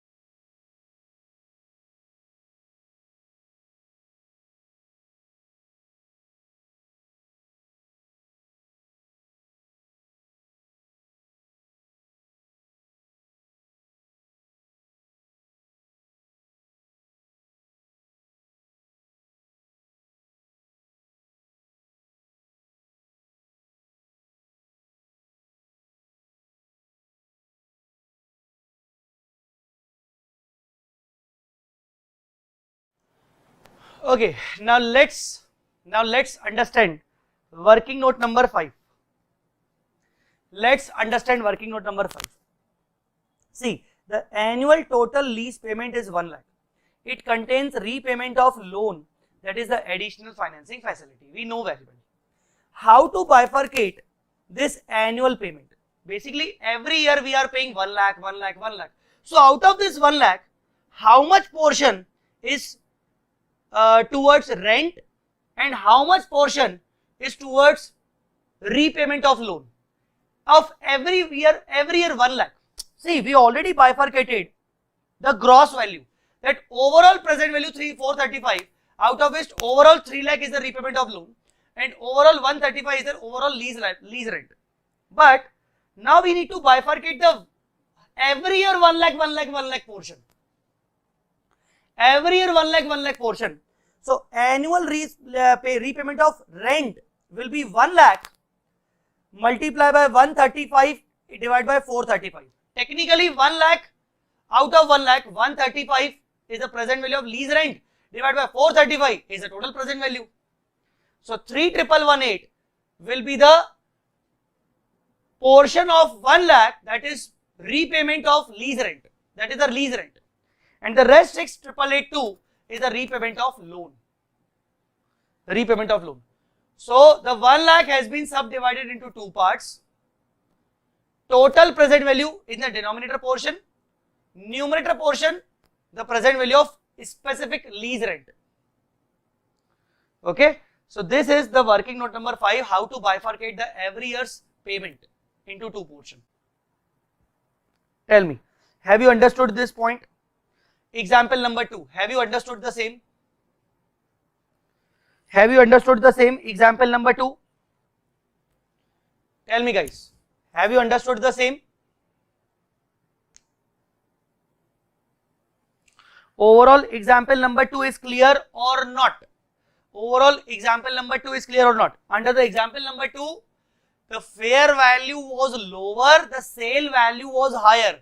Why? The higher portion was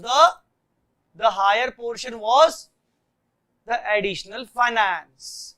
To calculate ROU, to calculate proportionate gain, take present value of lease rent only, excluding finance. Excluding finance. Okay. Now take another example we have. Take another example. Now please see what is different in this example. What is different in this example? Please see what is different in this example.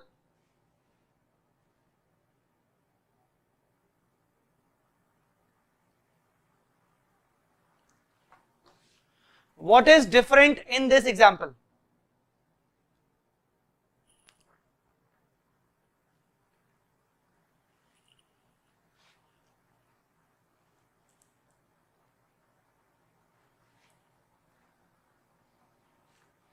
Here in this example, the fair value is higher than sales. Okay. The asset I have is having a high value, but I know I don't need that much loan. Suppose I require just 10 lakh rupees of arrangements. I want to arrange 10 lakh rupees of funds. Now when I went to a lender, I asked him to lend to give me the money. He told me to sell my asset. When I look back to my asset is having a value of 12 lakh. I told him that my asset value is 12 lakh, but I need only 10 lakh. He said, oh, not an issue. Not an issue. Just give me the asset of 12 lakh. I will give you 10 lakh. I said, 2 lakh is my loss, dear. He said, not an issue. Just give me the lower lease rent. Just give me the lower lease rent. Basically, when I am selling my higher value asset, at lower value actually, lesser will charge me the lower lease rent technically. Lesser will charge me the lower lease rent. There is no additional finance here. Lesser will charge me the lower lease rent. Understood or not? Guys, understood or not? We took the example number 1, same. In that example number 1, the original annual lease payment was 50,000, not 1 lakh. 1 lakh was the example number 2. Okay. So we took example number 1 same, but here the fair value is 12 lakh and the sale value is 10 lakh. Okay, same, one by one, same. See, I just need 10 lakh of funds, but as far as asset is concerned, I sold my asset to the party whose actual fair value is 12 lakh. What I should do? I have only one asset here. I don't have any other option. I have to sold my higher value asset to get the lower funds. Not an issue. When I am selling my higher value asset to get the lower funds, the lease rent would be charged, the lower lease rent will be charged. Understood or not? So, what is the working note?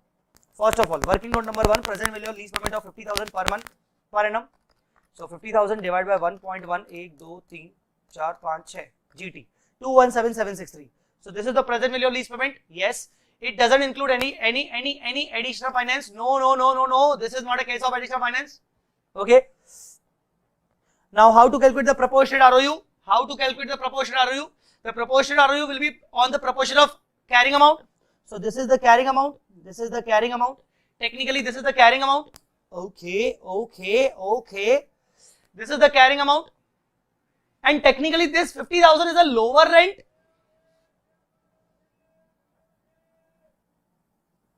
Lower rent compared to market. Why lower rent compared to market? Because I sold my higher value asset to him. I gave him a benefit of 2 lakh extra. Now he is giving me the benefit of lower lease rent. Simple. So it is actually not reflecting the market lease rent. It is not reflecting the market lease rent. This 50,000 is not reflecting the market lease rent. Understood or not?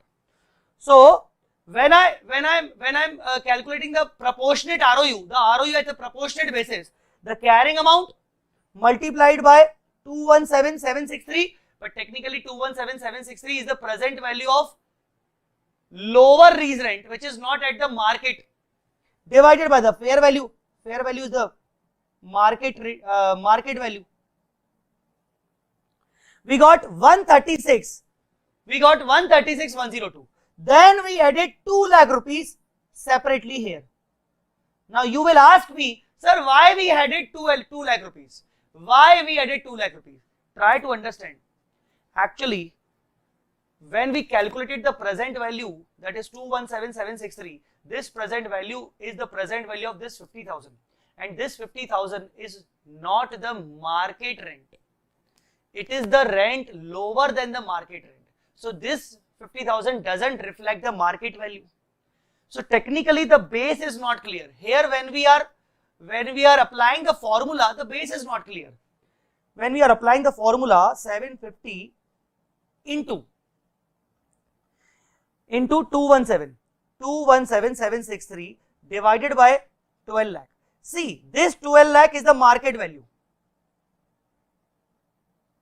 But this 217 is not a market value.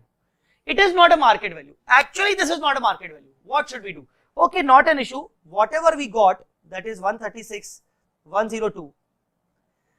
We will further increase our asset, ROU asset by 2 lakh. We will further increase our ROU asset by 2 lakh. How? Why we are increasing our market ROU asset? Because when we say that, okay, I gave you my higher value asset and you are charging me lower rent. So technically, I am also getting benefit by paying the lower rent. Technically, I am using the asset for 6 years now.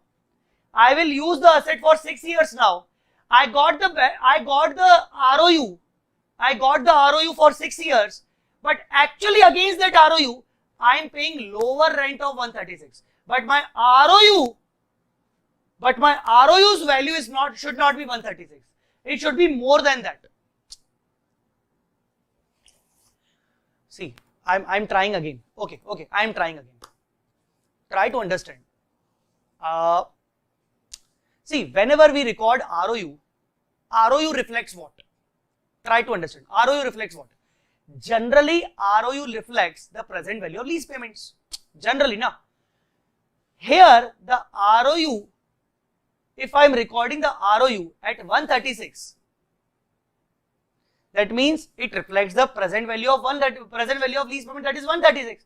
But technically, what I'm getting in the form of ROU, that is for which ROU I should pay extra lease rent. I should pay the market lease rent, which I am not paying. So technically, I am getting benefit. So I should record my ROU at fair price. I should record my ROU at fair price. Technically, the fair price of ROU, the fair price of ROU should be 336,102. The fair price of ROU should be 336,102. This is what we call fair price of ROU. Suppose if you are not adding the 2 lakh rupees to this 136, if you are recording 136 only in the ROU, this reflects the present value of lease rent, which is lower than the market value. Our ROU should be recorded at the fair price.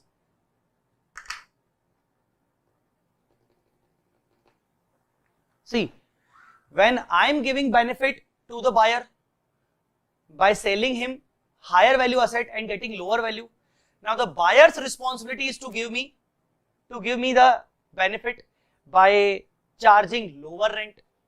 Okay, now what benefit I got? I have to pay lower rent. If I am paying lower rent, that doesn't mean that ROU should be recorded at the lower value. No. ROU should be recorded at the fair value. ROU should be recorded at the fair price. So if I am paying lower rent, that doesn't mean the ROU should be recorded at the same lower rent. No. It's not like that. It's not fair actually. See, when I am getting the 6 years right over asset, technically the 6 years right over asset doesn't reflect 136 value. Actually, I am getting more benefit and paying less. So I am recording the proper value of ROU.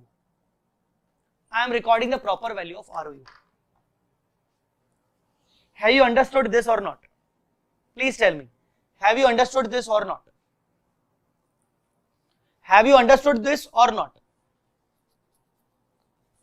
Please tell me. Have you understood this or not?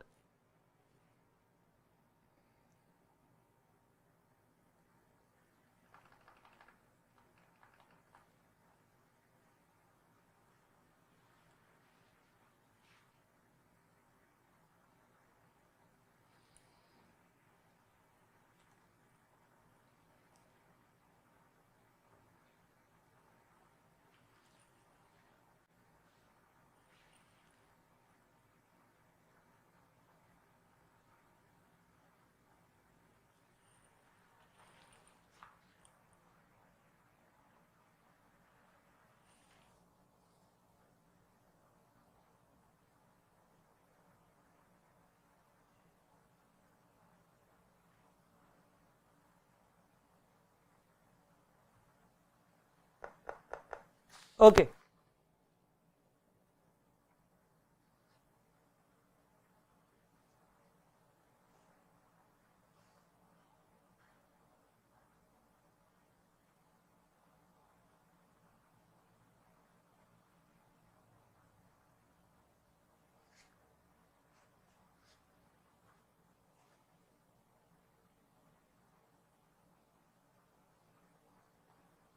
Okay.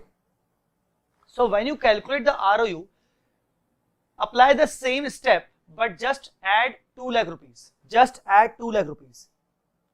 Just add 2 lakh rupees so that you will get the fair price of ROU. Fair price of ROU.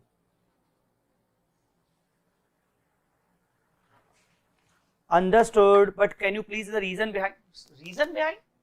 The reason was clear, na? I initially told you the reason. See, suppose if I need funds, suppose Binu, I need funds and I know that Binu has the required funds and Binu can help me. Okay. I came to you I asked you that Binu, I need funds of rupees 10 lakh. So Binu told that, sir, I don't believe, I don't trust you.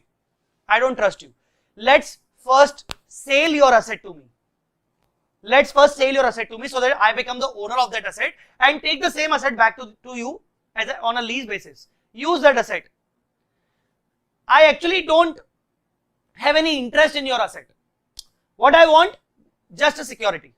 So, okay, I look into my assets.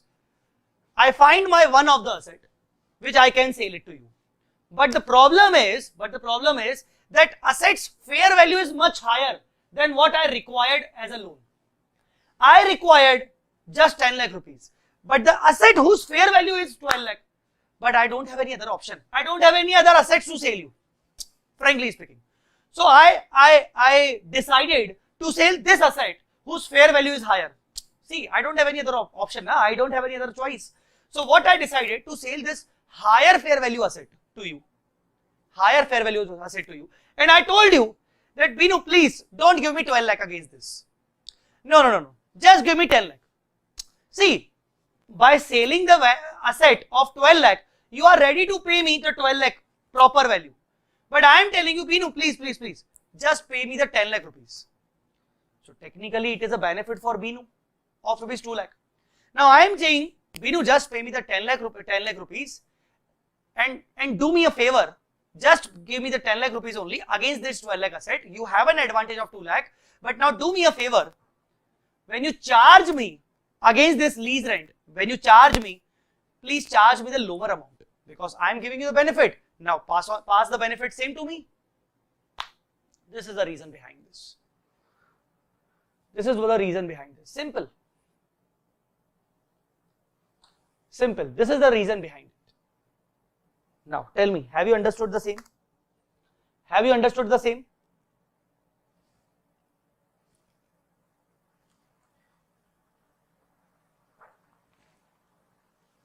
Have you understood the same?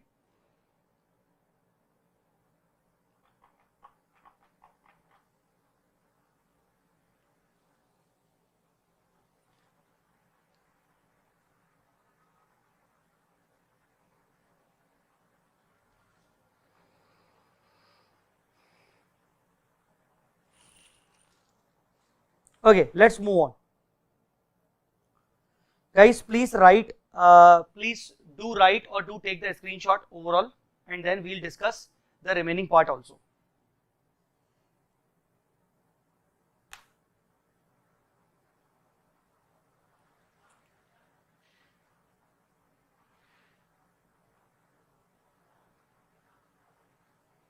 Yes.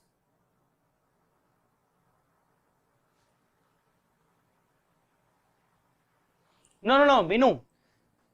Now when I asked you to do me a favor, actually the lease rent could be more than 50,000, but you charged me just 50,000. Actually the lease rent, market lease rent could be more than 50,000. I written here, but you charged me just 50,000. You charged me just 50,000. Actually the lease rent should be higher than 50,000, but you charged me lower. You charged me just 50,000. Okay. Now please, first of all, overall take the screenshot and then we'll discuss the further part.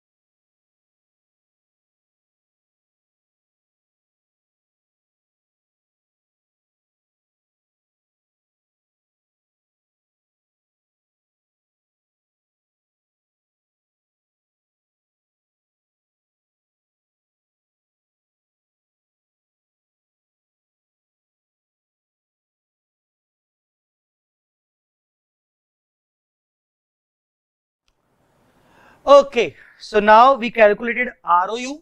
Now calculate the gain. How to calculate total gain? Total gain will be 12 lakh is the fair value. Actual, the asset should have been sold at 12 lakh only. Minus 750, the gain should be 450. Now out of 450, two parts should be there. One part gain on retained portion, gain on the second part gain on sold portion. So the gain on retained portion 450 into 217763 divided by 120. And the gain balance gain to be recognized on the sold portion. Okay, the journal entry is bank account debit. We got only 10 lakh. Okay, ROU asset account debit 336102, the fair price. The fair price. To asset, this is the carrying value. Lease liability, this is present value. And gain 368339.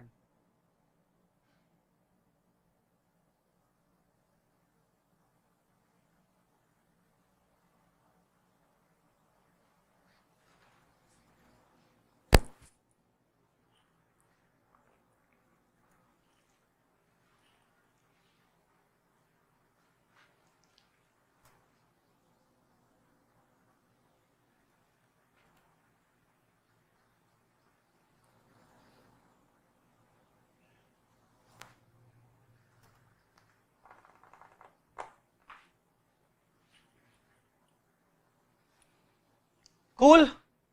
That was it. That's it. Correct? That's it. Now we understood all the situations properly. Come here to read the points. Come here to read the points.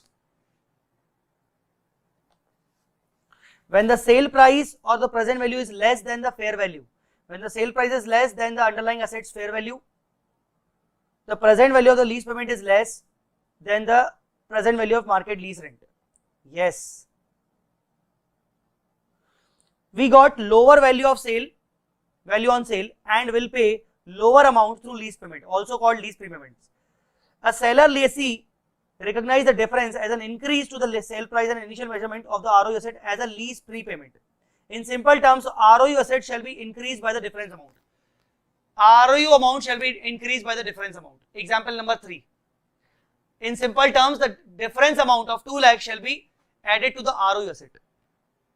Here, when the sale price is higher than the fair value, when the sale price is greater than the underlying asset's fair value or the present value of lease payment is greater, we got higher amount on sale and will pay higher amount through lease payment, also known as additional financing. A seller recognizes the difference as reduction in the sale price and additional financing. Here the total amount of annual consideration lease payment to be payable by the lessee and receivable shall be bifurcated into two parts. If you can remember the working note number 5. Real lease payment per annum and repayment of excess funding to the buyer. Real lease payment is total present value of lease payment minus additional financing divided by present value factor. So that was it. That is it. Okay. So these are the examples. I personally believe that by looking into example number 1, example number 2, example number 3, you should give yourself 5 minutes. I personally believe, because this is a very interesting as well as tough part of Indas 116. So I personally believe that you should give yourself, right now you should give yourself 5 minutes just to see, just to analyze example number 1, example number 2 and example number 3. And always try to write your own notes. In short, try to write your own notes. Try to find out your own shortcuts. It will help you definitely. So I am giving you 5 minutes. I am giving you 5 minutes to assess the entire situation. Like example number 1, what we did, example number 2, what we did, example number 3. And try to assess what was the actual difference, where I need to do what, where I need to do what. Everything, please look into the example number 1, 2, 3. I am giving you 5 minutes. I will be back after 5 minutes and then we'll discuss the further one more transaction, one more point that is remaining, that is called sale and finance leaseback, where the control is not passed on. We have one more example on that, but we will do this example after your 5 minutes analysis. Okay, so just do the 5 minutes analysis once again. Just do the 5 minutes analysis once again by looking into example number 1, 2, 3. All the 3 situations. Situation number 1, when the sale price and fair value is same. Situation number 2, when the sale price is higher than fair value, because we need higher funds, additional finance. Situation number 3, when the sale price is lower than fair value, we need lower funds, but we have to sell our higher value asset. Okay. All the situations please analyze one by one, then we'll discuss further things. Okay, giving you 5 minutes.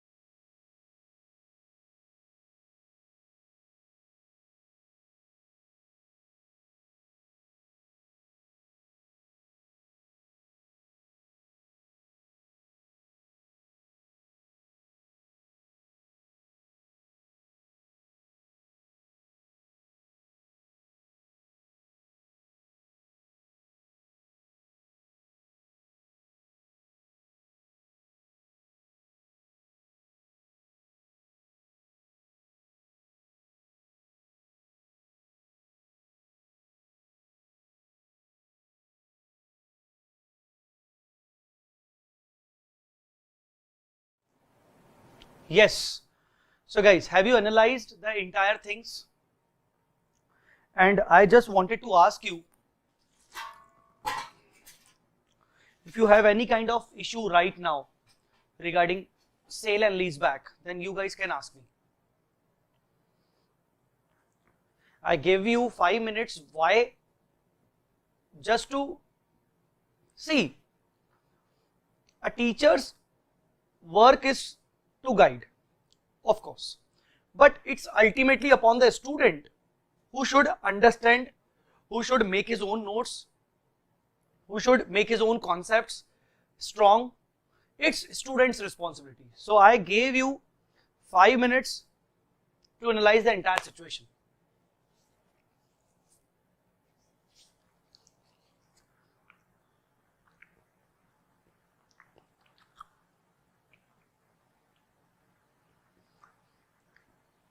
Now, here is the last thing.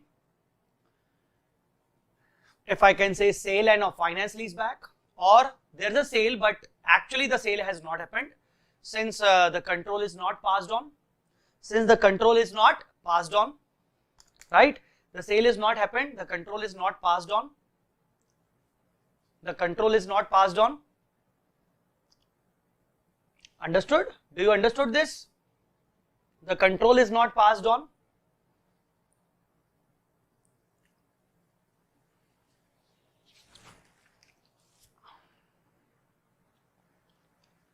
The control is not passed on.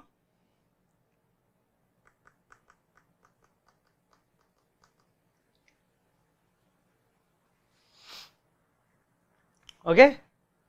Actually, there is no sale, not a sale. Example, sale and finance lease back. In that case, what to do? Technically, when there is no sale, buyer will not record the purchase, seller will not record the sale. So, buyer has given me the funds. Buyer will record this advance to the party and seller will record as loan from a party. Simple. How?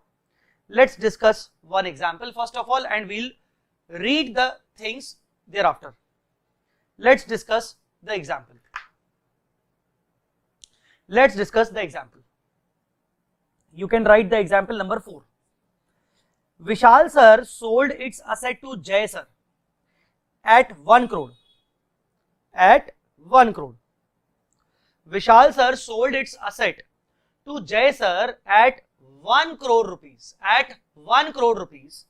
Carrying amount in the books of Vishal sir is 85 lakhs. Okay. Asset is leased back by Vishal sir immediately as on a finance lease term. Okay. So technically, Vishal sir sold its asset to Jay at 1 crore. The carrying amount of asset in the books of Vishal sir was 85. But as soon as the asset is sold, the same asset has been taken back on finance lease by Vishal sir. Technically, the control is not passed on to Jay. The control is not passed on to Jay. Now, the lease payment is 7 lakh per annum to be paid in 20 years useful life. Now, why this entire thing happened? Because suppose Vishal sir needs funds. Suppose, okay, Vishal sir needs funds. It is a hypothetical example. So, lease payment is 7 lakh per annum to be paid in 20-year useful life of the asset, 20 year. The lease term is 20 year, the useful life of the asset is 20 year. Okay, discount rate is 5%. So, now what to do? So, what to do? Books of Vishal sir, books of Jay sir. If we take books of Vishal sir, what to do? Vishal sir has got 1 crore from Jay sir, bank account debit, 2 loan from Jay sir, 1 crore. Vishal sir will make the following journal entry. Vishal sir is basically the borrower. Vishal sir is a borrower. Bank account debit to loan from Jay. Books of Jay sir. Jay sir is lender. Basically, Jay sir is lender. Loan to Vishal sir account debit to bank 1 crore. Now simply the loan account is to be prepared in the books of Vishal sir or in the books of Jay sir. When loan is to be prepared in the books of Vishal sir, that means this is a liability. This is a loan liability.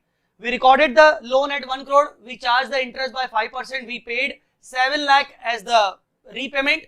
The remaining value is 28 lakhs. Simple. This is the simple example we have. I think anyone can understand. Even the CA foundation student can also understand. Please take a screenshot or do write this.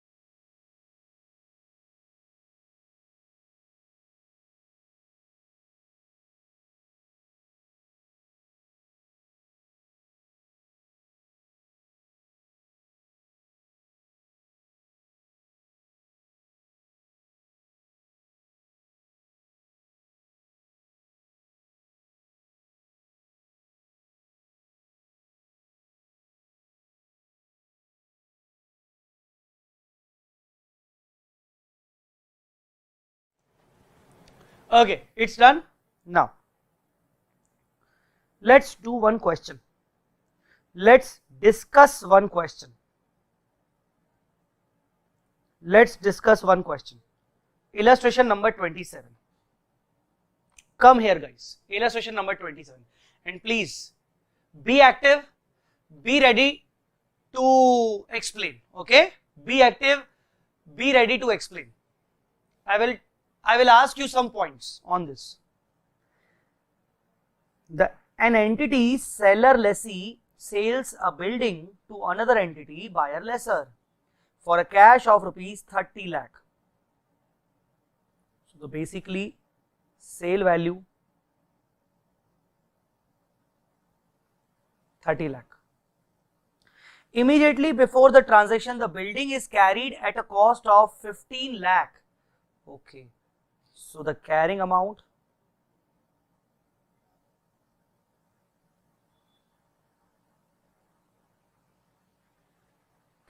is 15 lakh.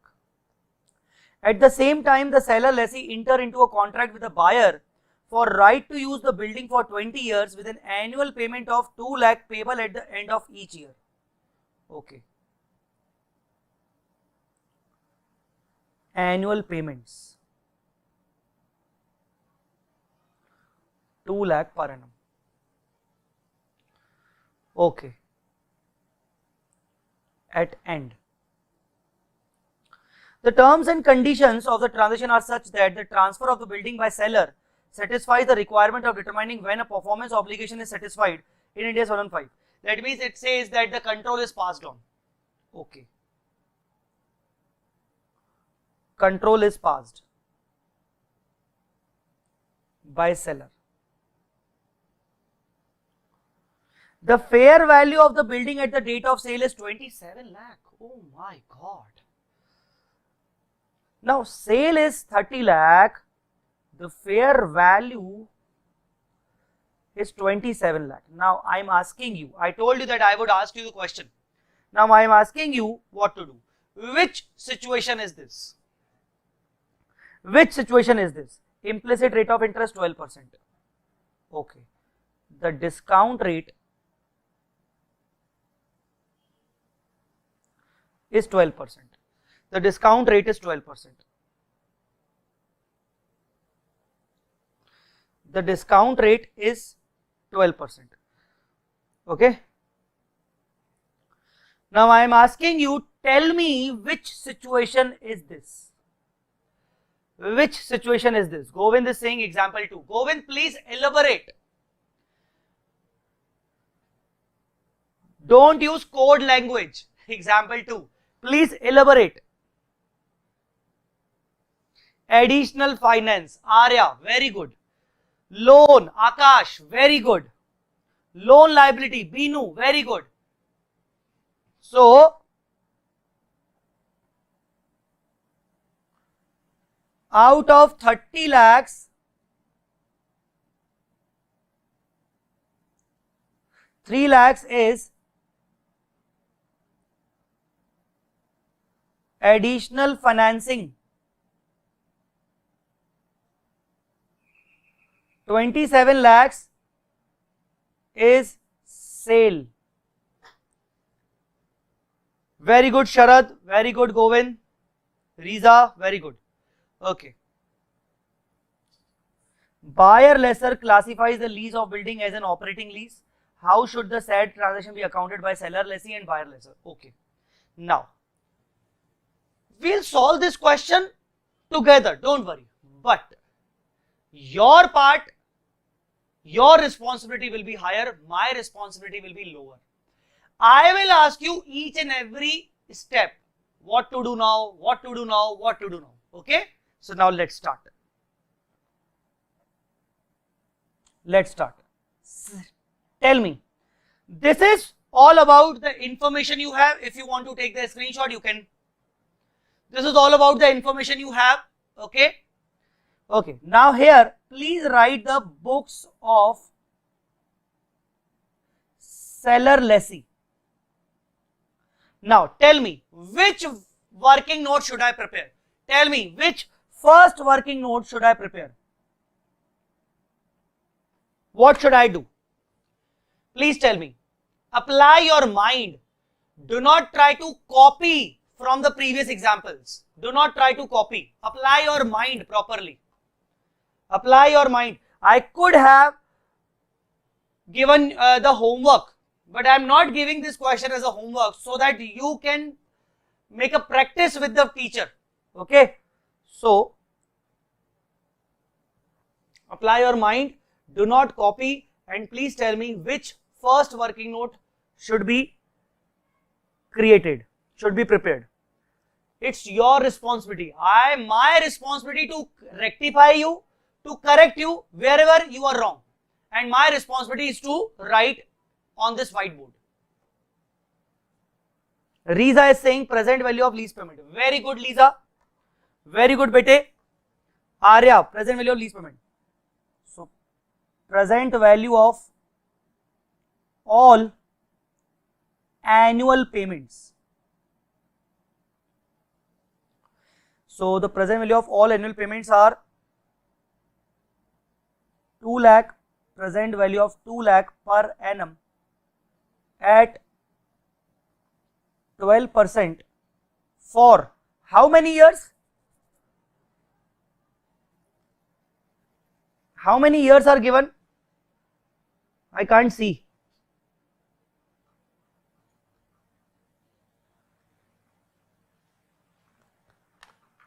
How many years are given?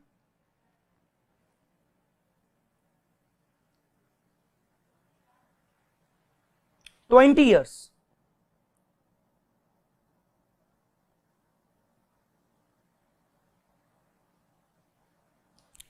$20 years. For 20 years. Okay, please calculate. Give me the answer. 2 lakh, na? It's 2 lakh, na? Yes.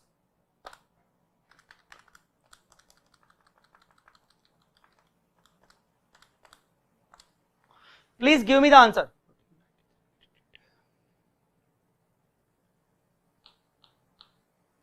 Please give me the answer. Present value of all annual payments.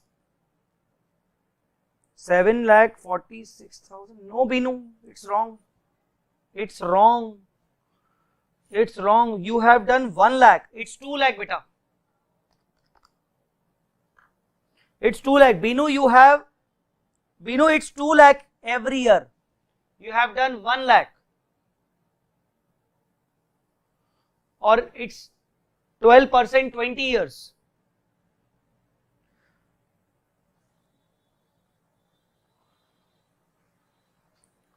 So it's something around 14,94,000 approx. 14,94,000, 14,93,888. Technically 14,94,000 approx. Now what will you do?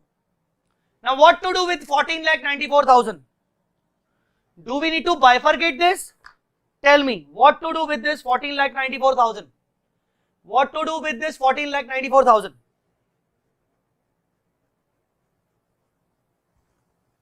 Acha, present value annuity factors 7.46. Okay. What to do with this 14,94,000? What to do this with this 14 lakh? You guys are very slow, yaar. You guys are very slow. You guys are very slow. Please give me 1 minute just to.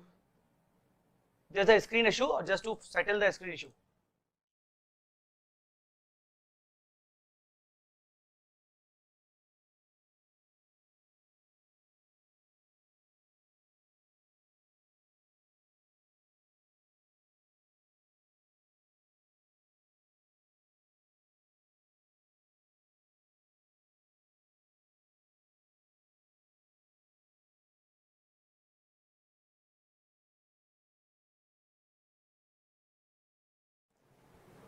Yes, tell me. Now what to do? Bifurcate. Bifurcate. Loan. Additional finance. 3 lakh. 1194. present value of lease rent. Okay, this is your working note number 1.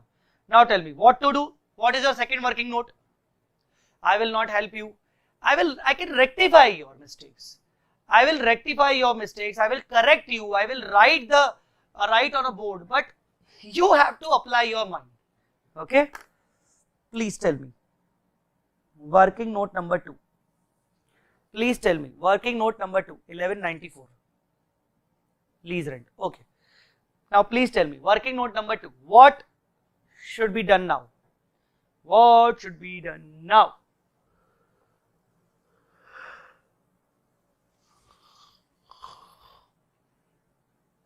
Yes. ROU. Proportion of carrying amount.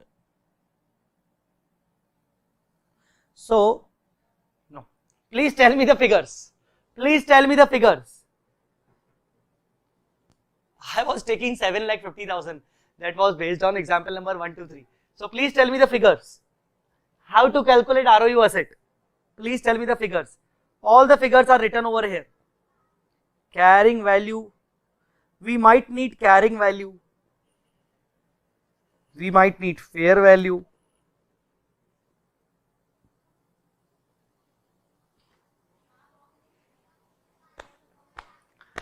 Tell me, what figures should I use?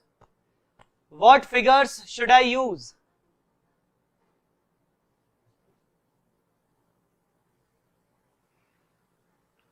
What figures should I use?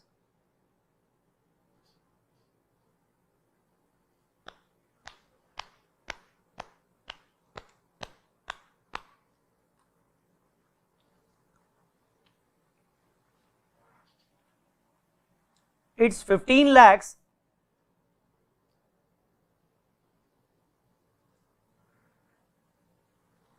It's 15 lakhs into. See guys, you are giving me full answer. I don't need your full answer. I need the all figures. What figure should be considered? I need the figures.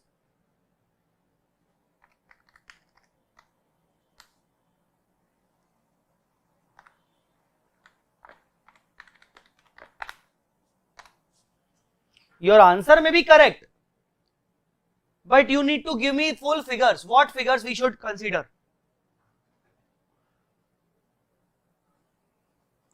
Yes, very good, Riza. 15 multiplied by 11.4 into 27. 1194 divided by 27 lakhs.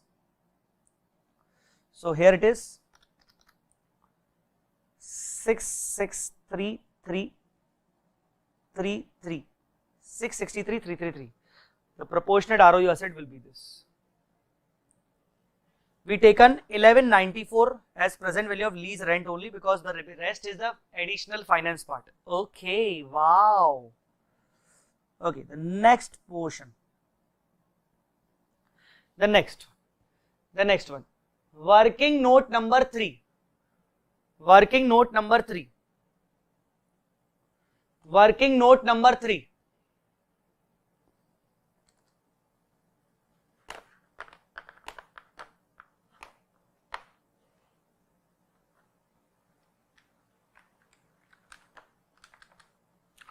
Working note number 3.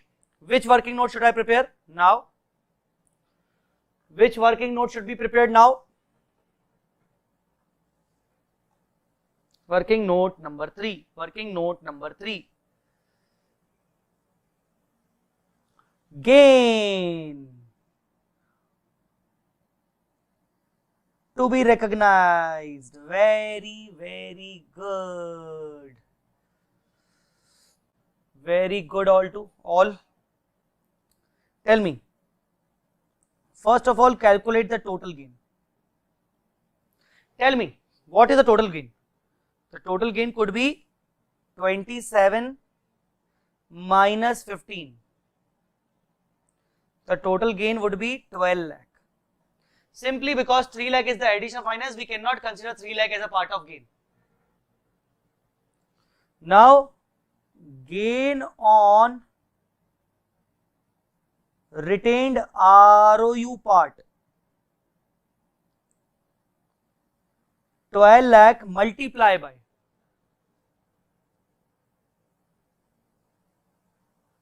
12 lakh multiply what the figures will be there? Simple, it should be 11.94 divided by 27, right?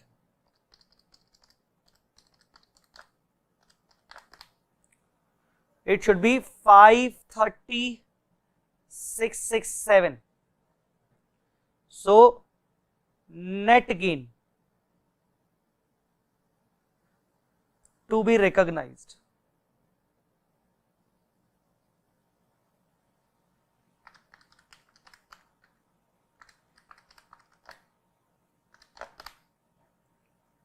$669,333. 669,333.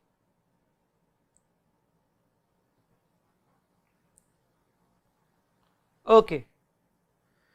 Now tell me the journal entries.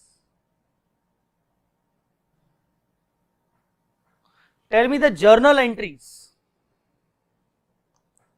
Not entries, entry. Tell me the journal entry.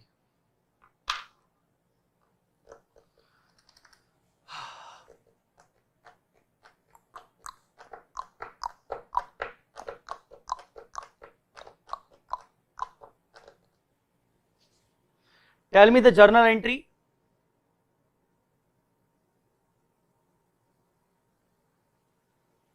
Tell me the journal entry. See, we are doing books of seller lessee, right? We are doing books of seller lessee.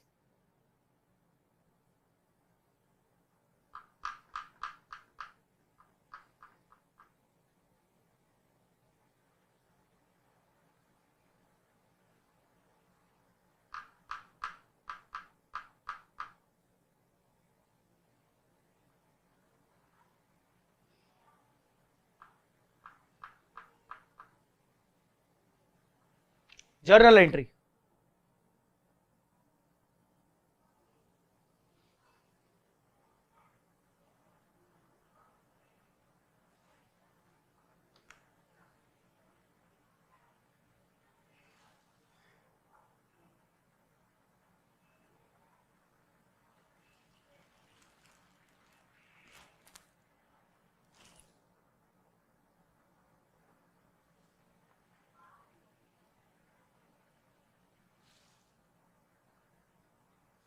Very good, Riza. Bank account debit 30 lakh. Very good.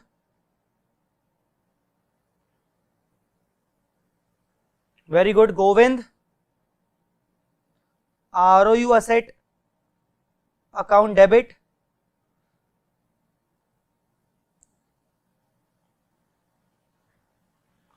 Very good. To building. Very good. Very good. To building 15 lakhs. Very good. To financial liability, that is a loan. That is a loan. 3 lakh. Very good. To lease liability, Govind, you have not returned lease liability. Acha, finance liability 1494. Okay, not an issue. To lease liability 1194 and to gain, that is charged to P&L 669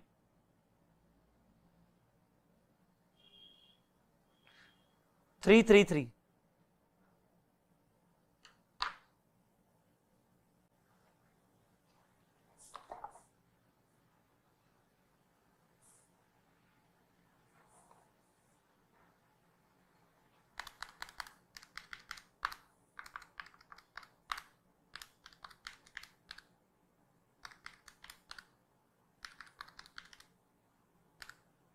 Okay.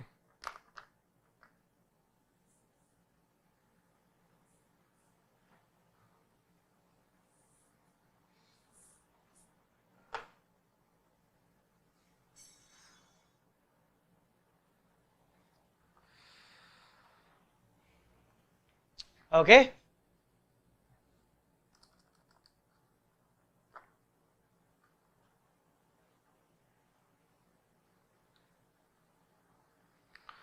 That's great. That's very great. The last working note is to bifurcate the annual payments. Bifurcate the annual payments.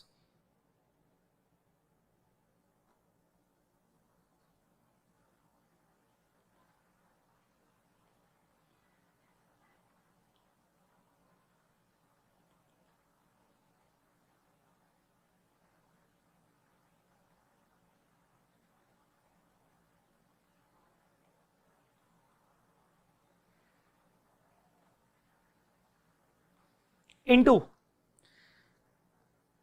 tell me,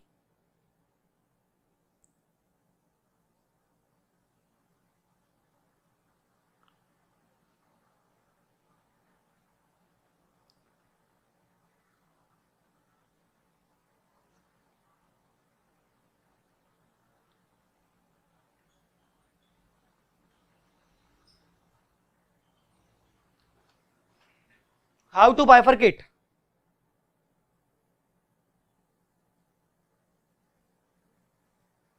How to bifurcate.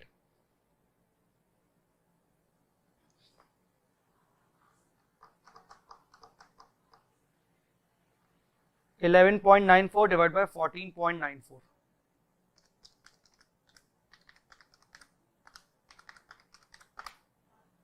It should be 1598.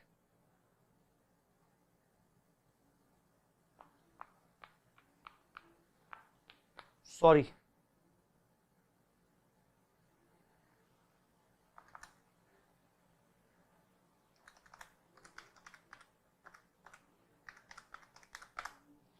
It should be 40,161.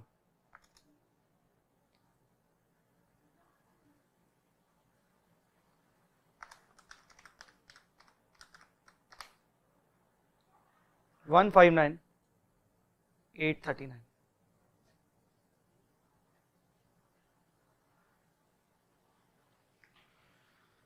Okay, that's great, that's great.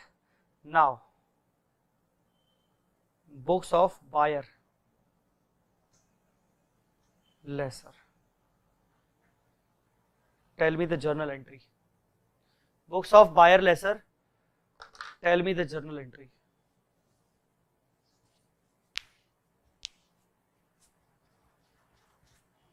Books of buyer, lesser. Tell me the journal entry.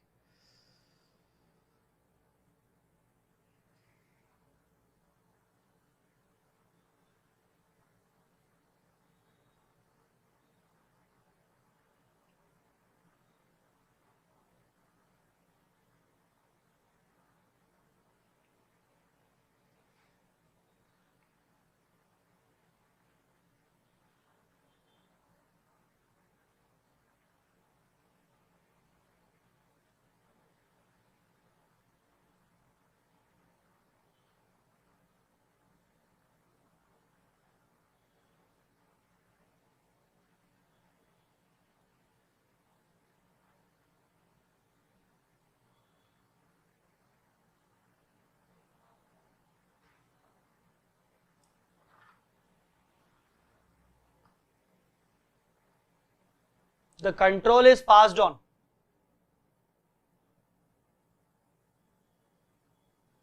Purchase entry. EP account debit 27 lakh.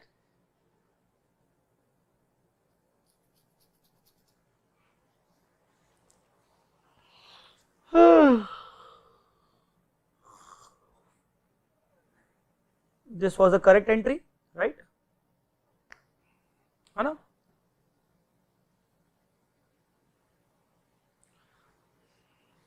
Tell me. Hello, hello, hello. Yes.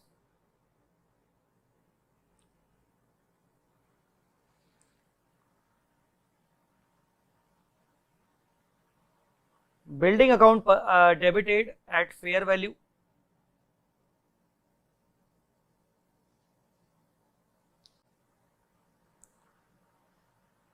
Right. Loan to seller.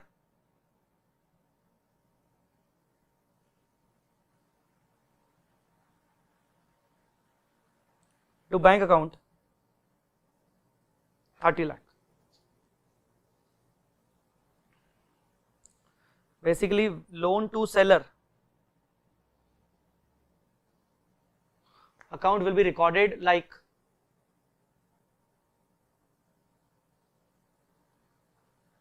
to bank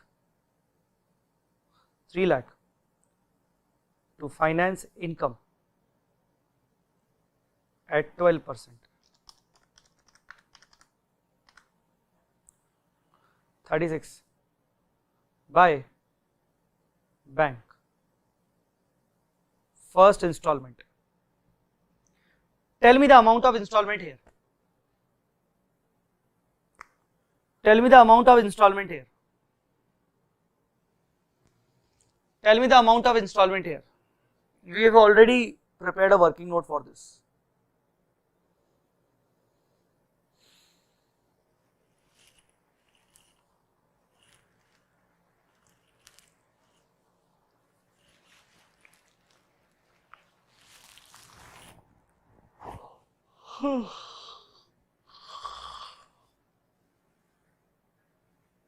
My God.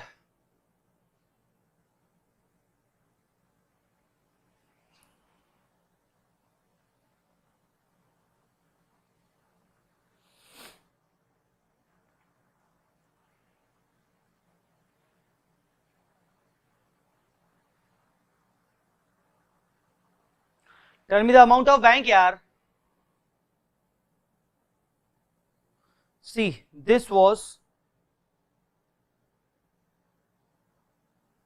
the repayment value 40,161 towards repayment of loan. 40,161. Very good, Riza.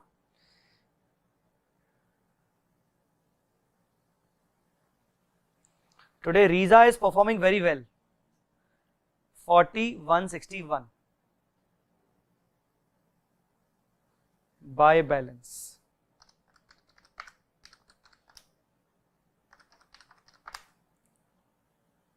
$295,839.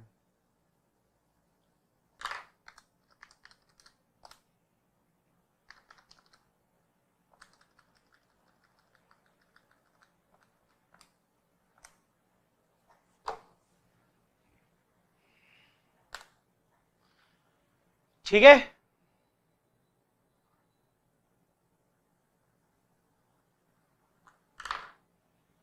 So books of buyer are like this.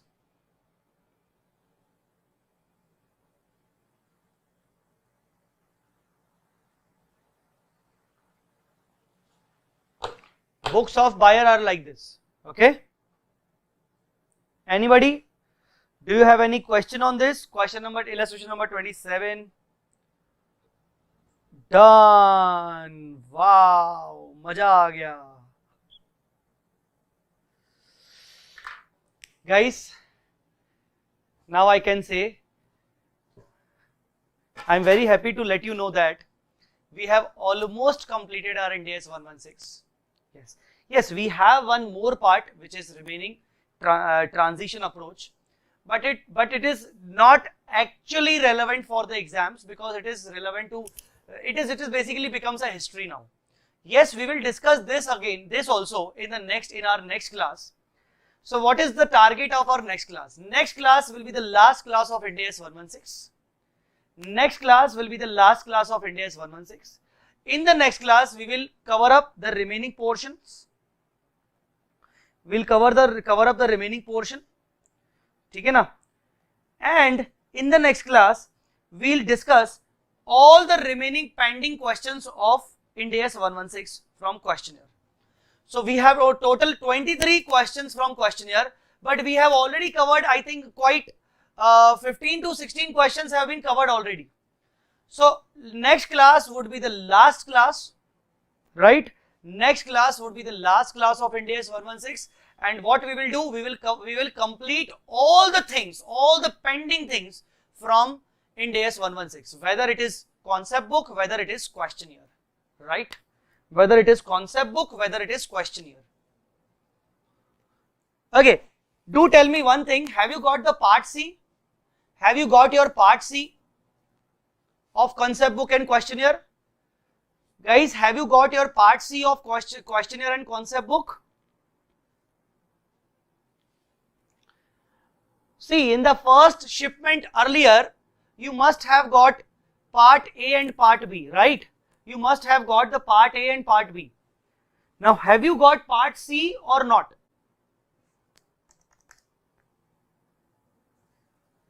Akash, received.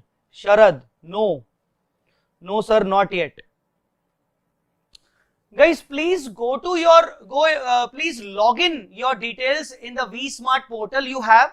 Log in and just track the shipment for part C. Track the shipment for part C, guys. Okay. Have to go and collect. Very good. Very good. That's great. Okay.